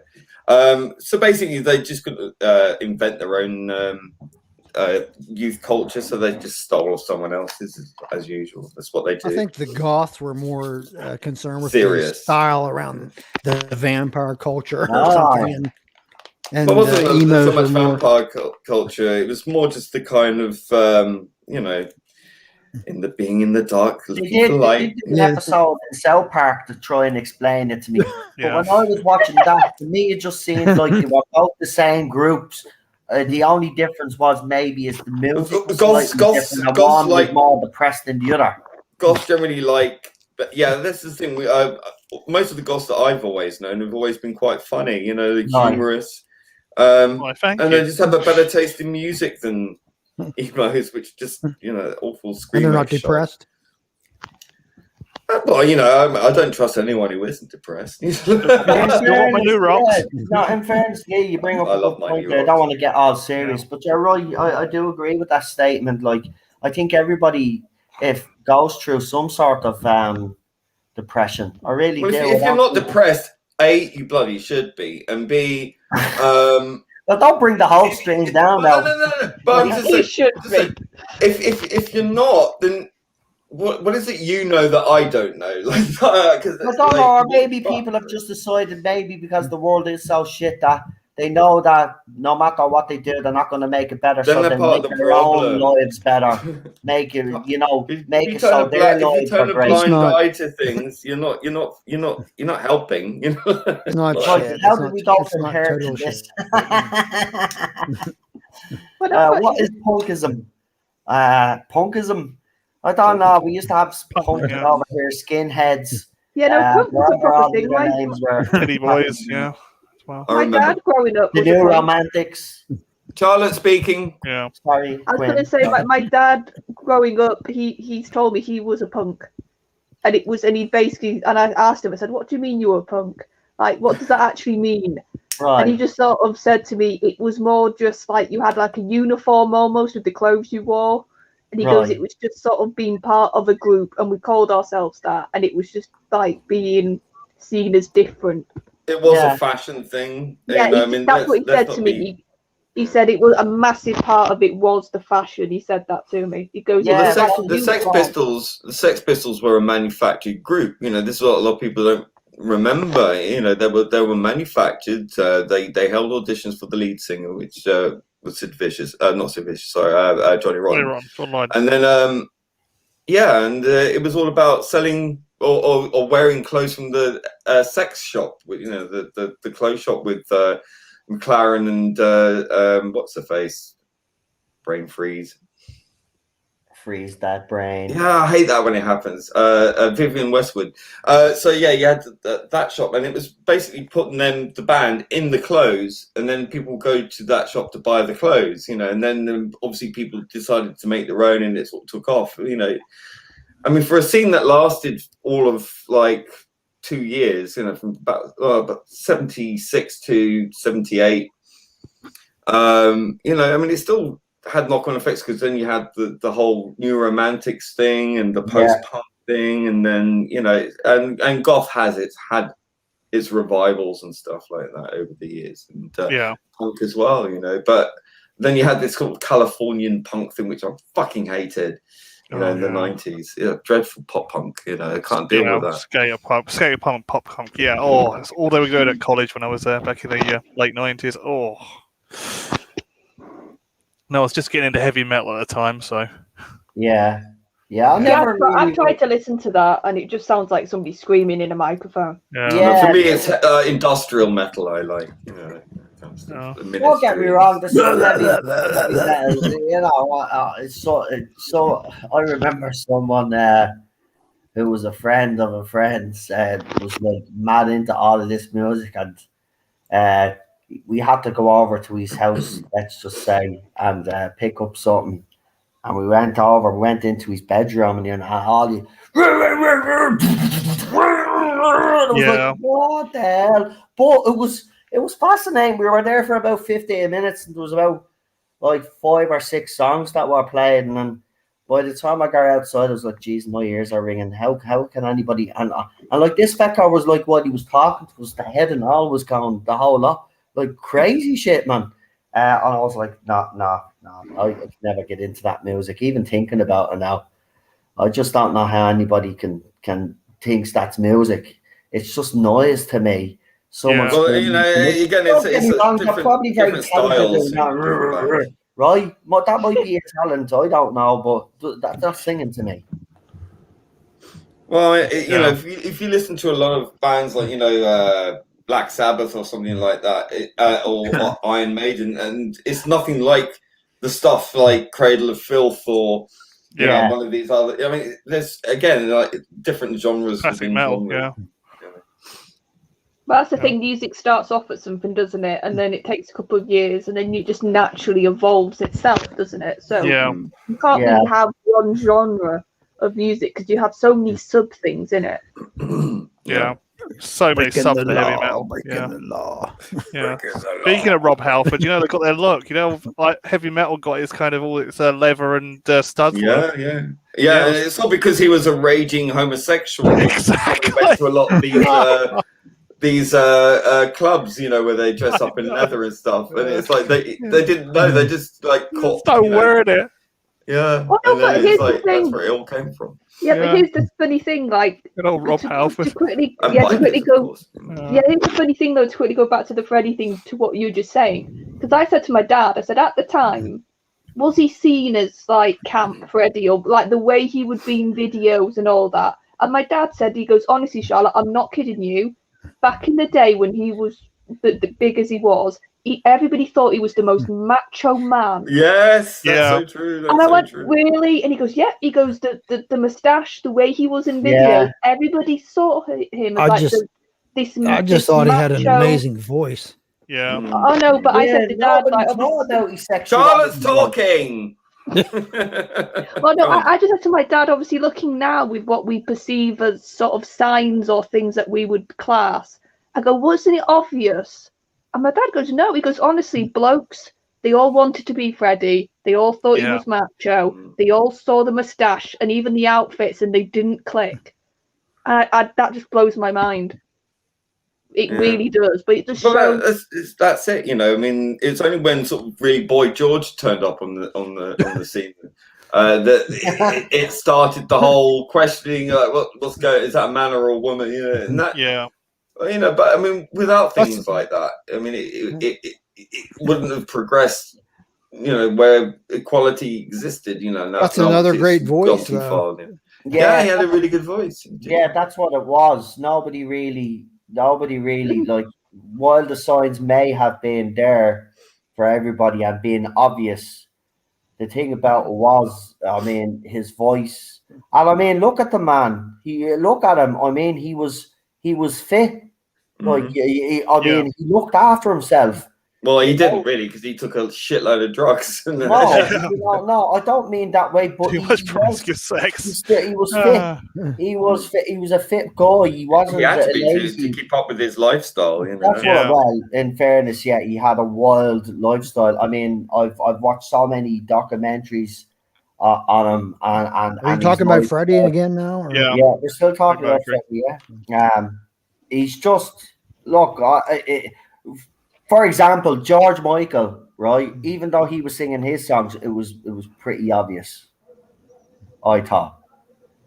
I says Yeah. I mean, like, even the way he carried himself and sang his songs, danced. I mean, if you didn't know that George Michael was gay, then Again, another great voice. I bought another excellent bunch. But Fantastic. again, Yeah. you know, there would have been rumors back in the day, obviously, but it wasn't. Nobody, even though look, poor Freddie, he couldn't obviously, you know, like back in those days, it was a very hard time for Yeah. He had to gay hide men and lesbians. You know, it was, you know, even The AIDS stigma pandemic and the towards, persecution. Yeah. especially when the AIDS pandemic came He wouldn't out. have felt You know, comfortable. it's like, again, there was stigma Section towards that, 28 and as it well. was connected to, like, you know, gay men, like, and that's all. You can't, you know, that I don't, but you know, back then you can understand. Look at Liberace, for example. Like, he died like thinking that his secret was safe. Obviously, we all know now that he was a gay man, but the fact that he had to hide that all the way through his career. But look at Liberace, the way he carried himself again, the way he sung. You know, it was obvious, but they just couldn't. Back then, look, if you came out back then, you'd probably more than likely end your career. Oh, I've just seen on YouTube. Paul McCartney's released a new song a day ago with He can't sing anymore. Beck. Yeah. Beck, remember Beck? Yeah. Oh, Yeah, such Beck. a beautiful way. I'm a loser, baby. I'm a loser, baby. Why is he singing still? I don't He know. really can't. He sounds like he's been strangled. Yeah. Oh dear. Like, seriously, I'm being honest. I was never a fan of the Beatles. Never the fan of the Beatles. Paul I was. McCartney's solo stuff wasn't bad compared to John Lennon. John Lennon did have 2 or 3 cracking songs that I think he had, but other than that, I found the rest of them better. Even George Harrison, I like George Harrison. You know, but I just don't get the hype with the Beatles. I've never gotten the hype with Elvis Presley, but I would sit there and listen to Elvis, but I don't get it. But well, I kind of do to a certain extent. Okay, he was like Eminem at his time. He basically, you know, it was a white man singing black music. Yeah. Basically, that was Elvis, right? Eminem was basically, you know, has done the same. Is a, So, you know, to that standpoint, Alfie, you're caught in a trap, mate. But Elvis What? Presley, You're caught in a trap, mate. I've just had to listen. I've just had to listen to a little bit. I of can't it. get it. Exactly. It's really These good. are suspicious minds. This McCartney song, Paul McCartney song with Beck, it sounds pretty. What they've done is in the videos they've de-aged him, right? and so he's got like this sort of 60s McCartney look with the Right. hair and his young. Did they and de-age his voice though? Oh, did It they sounds help good. his It voice? sounds good. It sounds good. Charlotte thinks he sounds like he's being strangled. No, it's called "Find My Way." It was pretty good. The video looks cool. Whenever I've seen him like do obviously on telly a live performance, but whenever I've done that, he sounds like But it's different in the studio. Yeah, but that's the thing. It means he's gotten help. It's like you put Tom Jones on a stage, he sounds exactly the same as he did when he was singing his big hits. You put McCartney on stage, he sounds like he's about to keel over. Yeah, and it's like McCartney lost his voice. Listen, McCartney's playing it. You can't do that, Lee. You can't do that. Lee, you're gonna get us banned. Oh, Lee. You're gonna get us banned, Lee. Sorry, I thought I'd gone on mute then. Sorry, I apologise. No, you went on mute. Shit, sorry. You're gonna have to do a lot of editing, Noel. Good, no work. Sorry. Too much work, mate. I was wondering what's going on. Oops. No, I thought I'd press the mute button. He aged his voice because he can't sing anymore anyway. Listen, I think after the Beatles he was done. That's because it's not the real Paul. The real Paul died years ago. Yeah. Got replaced, Well, if you believe in that conspiracy theory, he was supposed to be, his head was supposed to be decapitated. And he died. I don't buy it, but it's kind of fun to entertain. Yeah, I think the Beatles did, though. I think they did play up on that with their album covers and certain things that they said because they knew that conspiracy theory was out there, and it would have been a clever way of selling albums back then. The backward so I wouldn't masking. be surprised if they kind of played on that a little bit. But it does look startling how he does look different prior to the crash than after the crash when he went missing for those couple of months, and he does come back and he does look like a completely different person. So the crash did change him in some way, physical appearance wise. It definitely did. But to suggest that he died and they got a double, they say if you play that one record backwards, still to this day, Paul is a dead man. Miss him. No, if you play albums backwards, you are Satan. That are still alive would have outed him by now. He would have been ousted by now. No way. No. Yeah. Well, Elvis one is intriguing, but I reckon he's dead. Yeah. Oh, definitely. If he wasn't then, he is definitely by now. Well, yes. Yeah. The Tupac one though, Tupac one is intriguing. And there's Michael Jackson. It does have a lot of inconsistencies. The Tupac one, and so does the Michael Jackson one as well. Lee, you're absolutely and right. Prince. Yeah. Now, Prince. The way he died is, I'm telling you, that's suspicious. There, I've always said it that was suspicious. And he died on my birthday. Selfish, that was definitely suspicious. What about Bowie? Suspicious. Lee, some Bowie guy showed up forever. after supposedly Bowie died. That was supposed to be him. Bowie lives forever. Yeah, he lives forever anyway. Listen, I'm not the biggest Bowie fan, but I appreciate what he contributed to pop to pop culture. Seriously, he's a pop culture icon. He rules, man. He was in that movie as well. Yeah, he's great in that movie. Yeah, I mean, look, I love his 80s stuff. Which I have movie? To be honest, I love Let's Dance and stuff like that. He was in another movie though. I'm not. I was in loads, yeah. Are we just having conversations over each other? Yeah. What's going on? We're at the pub. Yeah. I felt worse as well. I'm talking to but PD. I haven't spoken in a while, so that's why I decided I'd open my mouth because I was having technical difficulties and all news were talking. Then I wanted to talk, but then people are talking over me. But then when I tried to talk, then people say I never talk, so I'm trying. You to don't. talk. Well, do you start and you want to actually add to the conspiracy theory pile? What celebrity death seems suspicious to you? Suspicious? Yeah. Kurt Prince. Cobain. Yes. Yes. Courtney killed Kurt. I I did a don't song know. I'm about glad that I in my answered first that. gig. Have you watched the latest documentary on that whole thing? They've actually come up with the theory that he did actually kill himself. It's Really? quite fascinating. And then there's another I one suppose that if he you're did. dating Courtney Love, I mean, that's probably going to tip you over the edge. Let's put Well, I it saw And the then there's- Family Guy version, and it didn't kill himself. Yeah. Start Um, risking Yeah. nursery rhymes, yeah. What about Whitney Houston and her daughter? They both died in Mm. similar gruesome circumstances. And do you think they were murdered? What do you reckon? Quite I possibly. think- There was. I saw a documentary about that, like how she was worried that she was going to get murdered. She got paranoid. I don't know. Well, A it lot was of a weird very shit. sad. It was a very sad end, wasn't it, to Whitney? To Well, it, think like- about how much money is made when an artist dies. You know, and record labels That's like, what well, I you're worth mean. more to That's me where than you are alive. You know. yeah. Well, if you talk what- about celebs, not just singers, I think Marilyn Monroe, her death is kind of Well, I think Suspicious. her death is the one that starts off all these conspiracy theories. To be quite honest, is her death because there's so many inconsistencies. Like there was no. I look. Like you all. I think all through the years we've all been fascinated by this topic. We've probably all done research on it. The thing that baffles me is there was no trace of tablets in her stomach. If she took those amount of tablets that they said that she was supposed to take, there would be traces. Yeah. Like there would be traces. They wouldn't be completely gone out of the body.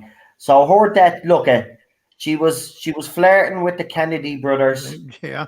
flirting with other people as Jackie well. and Bobby. He probably knew too much, and you know, Hollywood does what Hollywood does, and that's all I'll say. So look at, there's some celebrities out there they've been accused of being crazy, but some have come out and said that there is a Hollywood death squad that's been operating in Hollywood, and if certain people that are in the industry know too much Bucket and there's list, a yeah. fear that they might say something, they're either cancelled or they're permanently cancelled, and that has happened over the years in Hollywood. I think the saddest death for me was River Phoenix death when he died outside the Viper Club, Johnny Depp's old club. He would have been like his brother Joaquin. It would have been one of the greatest actors. We missed out on a absolute superstar in Joaquin Phoenix, in River Phoenix, leading. Oh, that devastated me, man. That place though has Yeah. got quite a few deaths, hasn't it? Yeah, I watched like a unsolved thing about it, and Well, there's I mean, so you have many to- deaths there. You have to put it into context, though. Like, places like Hollywood is filled with Hollywood actors, and like, yeah, okay, one or two may die every few years, but so do many great unknown people in any large city. But because Hollywood is so loaded with so many stars, it's when they die, it's more noticeable, I Yeah. guess. But when there's a bit of suspicion, Yeah. I mean, I think the most famous case in Hollywood, and it's still unsolved to this day, isn't it? The black, what was it? The Black Delilah, or they call her? Oh no, yeah, Black Dahlia. Yeah, I can never say Dahlia, it. the girl, the young actress that was murdered, and they've never found the kill. Now there was a few prime suspects, but they were never able to pin the murder on any of them. But that's still to this day one of the one of the ones that is unsolved, and it's one of the longest. That happened back in the day. There was rumors that she might have been pregnant as well, messing around with producers and stuff like that, or she knew a bit like Marlon, maybe knew too much. There was different theories, but yeah, that was that's very fascinating. I do like watching stuff about Hollywood and all of these. Well, there was a film, isn't there, about George Reeves, Yeah, the secret. Hollywood man. Yeah. I remember you telling me about that. Still yet to watch it. I can't find Oh, Lee, you still haven't watched it? it. I can't find it anywhere. Why? You'll probably get it on that site that we watch all the movies on. Right? Check it out and see if you can get it on that site. Actually, we should do a watch along of that movie. Actually, That is oh man, right. Listen, I'm gonna say this, right? If George Reeves was murdered, right, then all I'll just tell you is then it is true there is a Hollywood hit squad. He Well, was yeah, the Hollywood has Deadpool, always yeah. been run by the mafia anyway, so it wouldn't be that unsurprising. now there is video footage, right, of him after Superman had ended. Now they show Ben Affleck, and then they show the original. If I'm correct in saying, then they show some of the original footage. I'm not too sure because it's been a while since I've seen it, but I did see the whole lot of the original footage. So he's kind of doing an audition tape. He's going to be going and doing some gigs around America, and he's going to be fighting. So he has this full karate suit on, and just look into his eyes, right? Because there's this movie, Hollywoodland, deals with all the conspiracy theories, but it also deals with did he actually kill himself? And if you look at this video footage, and I have to be honest, when I looked at the video footage, then the conspiracy theories kind of did soften a little bit. Look into his eyes. You kind of know when someone's depressed, and I think Yeah. he was depressed. You know, he wanted. See, what happened was without going into too much detail because they explored this in the movie, but he was going out with this woman who happened to be the wife of a big Hollywood producer of a movie studio, right? He ran the studio, right? But he wanted basically he split up with her and he got with a younger model and then the husband of this wife, because she was heartbroken. Now he knew about her because he was seeing someone else, right? So they kind of had an open marriage, right? So basically, what happened is he had a film. George Reeves was actually producing his own movie, and he wanted to get a studio to pick it up, but no studio would touch it because apparently your man, the husband of your woman, went and told all the other studios not to do his movie, not to show, not to take on that he was a bad apple, basically. And I think that's what happened. I think he got depressed. He couldn't have the career that he wanted, and unfortunately, and Alpha will tell you this. Unfortunately, he was typecast. He did try star in a movie with Burt Lancaster, and they even show it in Hollywoodland, and people in the audience are laughing because they see him. Oh, look, there's Superman! Like they couldn't take him serious in a serious movie, so the studio cut his part. So I think he did. I think he might have got depressed, and I think he might have ended it all. But where the conspiracy theory comes in is that there was two bullets in the ceiling. So if he did shoot a bullet, it would have alerted the people that were downstairs, but he was able to manage to get another bullet off and shoot himself in the head, basically. And there was a bullet up on the roof, but there was also a bullet shot down on the ground. And his new girlfriend, was downstairs with her pals, right? And apparently they did ring the police for a few hours after he had actually killed himself. And this is where the conspiracy theories have come in, right? But it's brilliant. It's one of Ben Affleck's best roles, and it's actually funny because he plays Batman, but he's also played Superman in this movie, and it's very good. If you haven't seen it, I'd highly recommend it. Anyway, I shall. yeah, you have to watch it. We'll do a movie watch along sometime. We'll do a one-off special one. And we'll do Hollywoodland because I really want people to watch it with us because it's a great movie.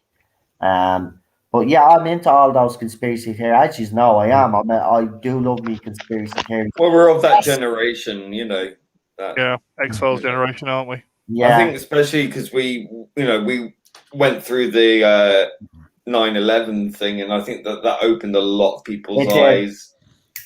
Definitely yeah, did. because the last time there was conspiracy theories would have been the JFK assassination, and that would have been Or that Diana. Yeah, Diana. Actually, I think those two events, one in America, one in Britain, well, France, but I mean, it affected us. And the outpouring of public emotion. It was I think that was not only a sort of weird catharsis for a lot of people, but it also seemed to be the start of a change in our culture where these overt public displays of grief and over emotion, the multimedia age of a performative grief was such a degree that I think that we've never really fully recovered. I think there was like a schism that was created. I don't get that. I didn't get that. I know it was named, but when I was seeing the images at home in Ireland and watching the news, now I remember Diana's death, right? Oh yeah. I was at home, and my dad actually ran up the stairs. We were all still in bed. My dad gets up early, and my dad ran upstairs, and he goes, the Queen is dead. Right, we thought because he didn't understand. He just seen someone from the world, so he legged it up. And God love him, he said the Queen is dead, and we all woke up. We were like, "What? The Queen is dead?" So he says, "Come on, come down. I have the breakfast ready." So we come down, and then it was like, "Oh no, it's Princess Diana." And me, like everybody in the house, when we're Irish, like because Diana was loved. Listen, any Irish person out there denies that they didn't like that. She was. Our generation did love Diana. We loved everything that she stood for. She was like sticking the middle finger up to the establishment. We loved her, like the people's princess. It was true. And I remember we were all numb. But the one thing that I could never get my head around was those images of people in the streets just breaking down crying and not even knowing this woman, but like literally millions of people from the UK came out, pouring out to the streets, crying, and then seeing all the flowers. It boggled my mind, and it still does to this day. It but was the thing to do. It was a hysteria, but it was genuine grief, though. That's the thing. No, That's the thing that I think. Obviously, I wasn't around, but once again, my dad, he's never been a royalist. He's never been like really into the royal family. He's just sort of, he doesn't hate them. He doesn't love them. That's how I talk about my dad. Right. And he said to me, he goes, I can remember the day Diana died. And I said, what do you mean you can remember? And he goes, I can remember it because he goes, honestly, I remember getting up, going out to work. And he said to me, it was the most eerie, and that's the word he used to me. Yeah. He said it was an eerie feeling. He goes, everybody had this feeling who you spoke to, who you saw that day. Yeah, I came out the I've never experienced it, he said to me, for any other figure. Even in the States. I came out of a nightclub because I'd heard about. First of all, I kept hearing the national anthem being played really badly. I went to an early morning McDonald's. Because people throughout the night are saying Princess Diana died. I thought, is this a code name for a drug or something? And then when I went, and it was I heard it on the news, and I was like, it was really weird because I was winding my way back home and went on the tube and everything on the bus, and it was dead quiet. I mean, no one was talking. Everyone was looking really sort of dour, and it was very, very strange. You could cut the atmosphere. It was just so strange, it's like it's almost as if she was somewhat different. She was an inspiration for the older generation, but also the younger generation. I mean, look at the things that she did do. I mean, she put herself in a lot of harm's way as well. I mean, when she did that whole thing where she went on the landmines, I mean, to even consider doing something like that, and I mean, it was her idea. She wanted to do it. She wanted to highlight because she wanted to use her profile. She knew that people would, the paparazzi would follow her around anywhere, and I'm going to use them for my advantage, and rightly so. Don't get me wrong, she wasn't a perfect woman. Certainly wasn't, but I think she'll be loved for all the right reasons, and the right reasons she was different to the establishment. She was one of the people. She recognized that people recognized that she understood how they felt. They understood how she felt, and then when she died, it was a sucker punch for you all. She was like a genuine person, and there was a lot of affection for her. Our country had been ripped out. She was called the English Rose. She wasn't given that name for a reason. She was given that name for a reason. People's princess. But it was. I have to be honest. I still when I look at those images and I see the outpouring of grief, I don't think we'll ever see anything like that again. I'm being honest. I don't think we will. Maybe when, obviously, if when she's probably going to outlive us all anyway. But the Queen, but It's gonna be maybe Cyber Queen. it might be similar to Diana. You never know. We could be a Diana 2.0 all over again, but probably 10 times as worse because, let's be honest, everybody, well, maybe not everybody, but most people do adore the Queen. Whether they agree with her or not, the Queen is the Queen. You do, respect her in some aspects. Like I say, most British people do still love the Queen. I can't speak for you because I'm Irish, but there you go. I mean, she's made great effort over here. So I'll give her the credit where credit is due. She's really tried. And when she came over here, she was very clever. She put on a nice green emerald dress and a hat. I think you've all seen it. And she went to the Garden Remembrance. No royal members ever went to the Garden Remembrance in Ireland. It's a very sacred place. And she went there and she paid her respects and she was very respectful. She's kind of viewed differently than she would have been in the 70s and 80s here, even the 90s. I think lately now, the people have kind of softened over here towards the Queen, but she's still. Yeah, wait till she's no longer with us, and then see how attitudes change when Chuck takes over. Oh God, I'm not looking forward to that. I'm gonna have to I don't know. Joe's gotta go. Everybody's giving out. No, Everybody, we've got to wrap up, haven't we? It's 3 hours. Oh yeah. But I was just gonna say, everybody gives L Charles and L. Charlotte. Charlotte wants to leave. I'll do Daniel's Charlotte's channel gotta shout go. out for you. I'll do Daniel's channel shout out for you, and we'll put it in. No problem, because I know you're streaming Sunday, so I'll let them know. There you go, Yeah, so if you don't want to sit through Whittaker and Co, on 7 o'clock we'll be streaming on Sunday. So see everybody. Bye. I see Kathy Dennis is trending on the Twitter Kathy after I mentioned Dennis. her. How weird is that? Oh, she's on top of the pops too, I think. That's something I know. Right. Anyway, we'll finish with this. All I'll just say is I think everybody gives Charles too much stick, to be quite honest with you. I think he'll actually be all right. He is in the world. Yeah, exactly. He's in the world. I'm a bit. He's one of those talking the Great Reset and all that bollocks. But he's never made any secret of that, though. He's never made. Yeah, but that doesn't make it any better. Yeah, but he's a king. He won't have real power. Jesus Christ, lads, calm down. Not overtly. Yeah. Anyway, right. Well, I have to be honest. On that note, this has been brilliant. I've actually really enjoyed this stream tonight. Yeah. And I'm sorry about the technical difficulties, and I am sorry about the behaviour of some people earlier on. But that won't happen again, I promise you. But I hope you have enjoyed tonight. I really have. We've talked a range of topics, and listen, it's not going to be this stream will go anywhere, right? Every week, it'll go anywhere because there's no restrictions, except political. What? Except political. Yeah, except political. Yeah, I don't want any. Yeah, listen. Look, I've seen the Biden videos myself. They are funny, but I don't want the channel to be that. I just want. If you want politics, just go watch there are two things when you're in a pub.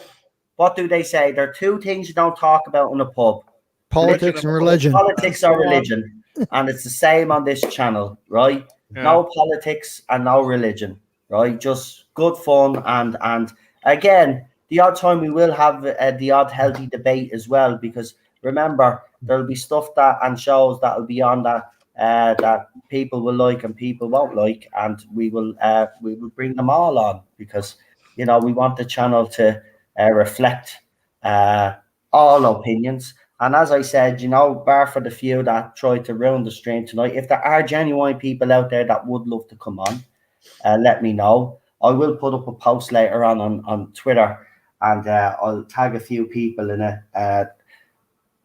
and I'll see if I get a response off anybody. That way, then I'll know. But what we'll do is, before we leave, we'll do the channel shout outs. I'm running out of breath here. So we'll start with Lee. So, Lee, if you'd like to tell everybody where they can find you, my friend.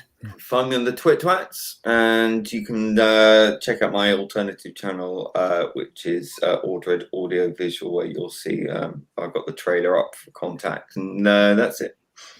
Thank you very much. And again, absolutely brilliant work, and thanks for spending your time, actually. I can't believe you stayed up 2 straight days. I did two days and 2 nights.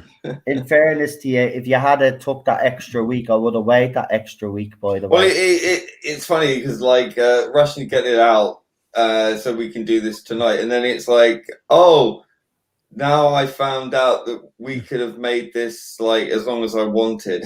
Yeah. What? You told me it had to be less than 30 seconds. Yeah, now Well, they changed the rules now. You can go up to 20. I think 10 or is it 20 minutes? 10 minutes. 10 minutes.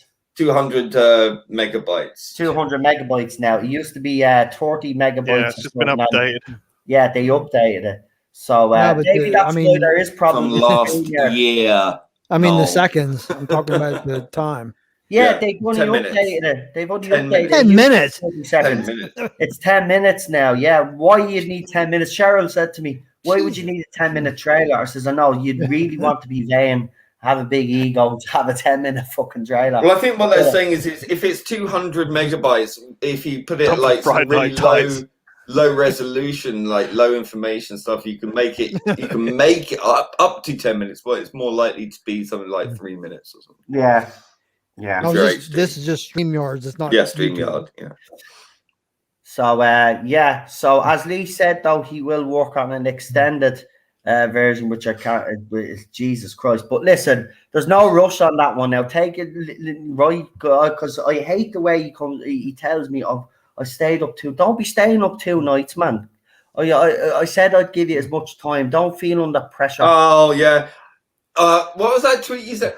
Will it be ready by Friday? Yeah, I asked you would it be ready by Friday, and you said yeah. No right? But then when you told me that you have to sort things out, what did I say? If you need the extra week, take the extra week. And I meant it. We could have delayed an extra week. I wouldn't have minded. Like, it's not a big deal. But look at what you have come up with and produced is nothing short of brilliant, man. You're absolutely, I have to say, man, the talent flowing out of this channel from people that come on is just unbelievable. But like I say, I'll say it again. You outdo yourself every time. But listen, don't kill yourself in the fucking process, like, you know. Okay, because like we all care about you. We all want you around, you know. So look after yourself and get some sleep as well. No worries.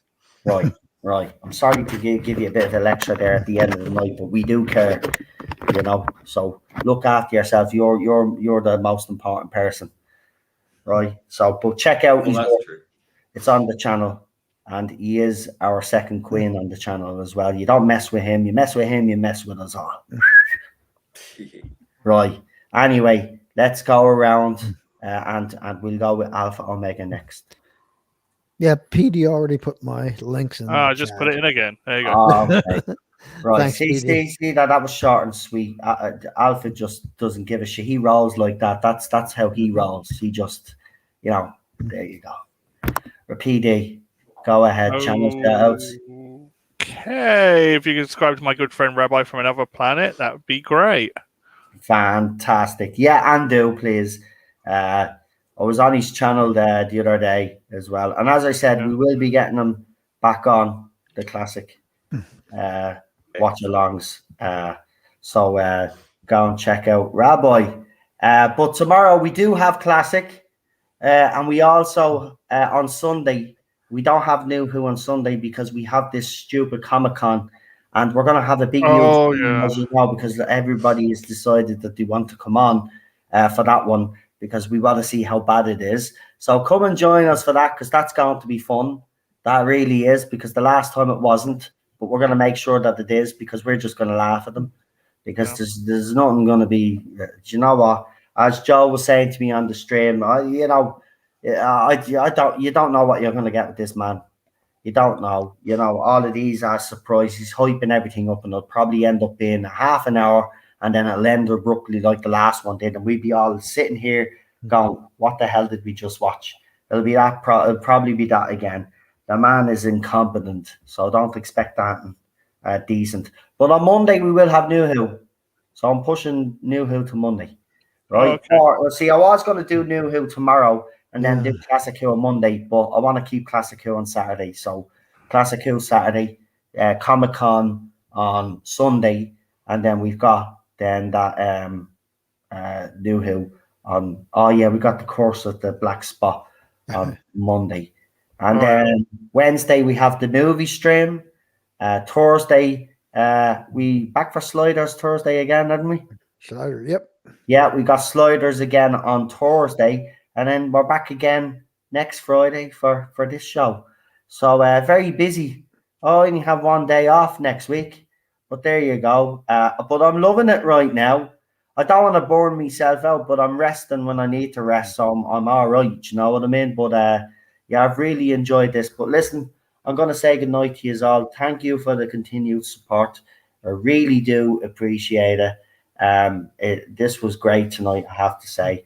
And now I'm going to leave you with this masterpiece. And this has been Contact. And let's thank Lee for the cool name, by the way, because Lee was the one that gets the credit for the name. Thanks, Lee. Thank you. So, yeah, that has been Contact tonight. I hope you have enjoyed it. Thanks, And chat. I hope you will join us over the next weeks and months and years. Well, we'll see. You never know. We might be all dead in about 2 or 3 years in the moon, you know. But yeah, well, it's, you know, might as well tell them all now. Moon's wobbling. Always the Yellowstone optimist. National Park is acting the bollocks. I'm telling you, the weather has gone weird. It's all hazy and That's why they're shit. trying to build rockets so I can get up in front of I'm all telling you. else. Well, they launched 2 dicks up into space recently, I suppose. And they came back down south. Yeah, but they came Do you back see down. the penis Dr. Evil, rocket? Oh god, yeah. Oh, it's like straight out Flesh Gordon, you know. Yeah, It was yeah, Dr. it Evil's was awful rocket. looking. It even looks like it. Well, anyway, they're launching themselves dear. into space, and they could help the planet, but they've decided that they'd rather leave the Yeah. planet. There you go. I There's bet he had the a crafty wank up there, didn't he? What do you reckon? right. Thank you, everybody. Here we Going go. into that one. I'm definitely gone now. So here's the trailer. Thank you again, Lee. And we'll talk to you. Good night, folks. Garbage, thank you for the super chat. Really appreciate it. Mods, thank you. I know you've had a busy night tonight, but it's been great. Good night. No.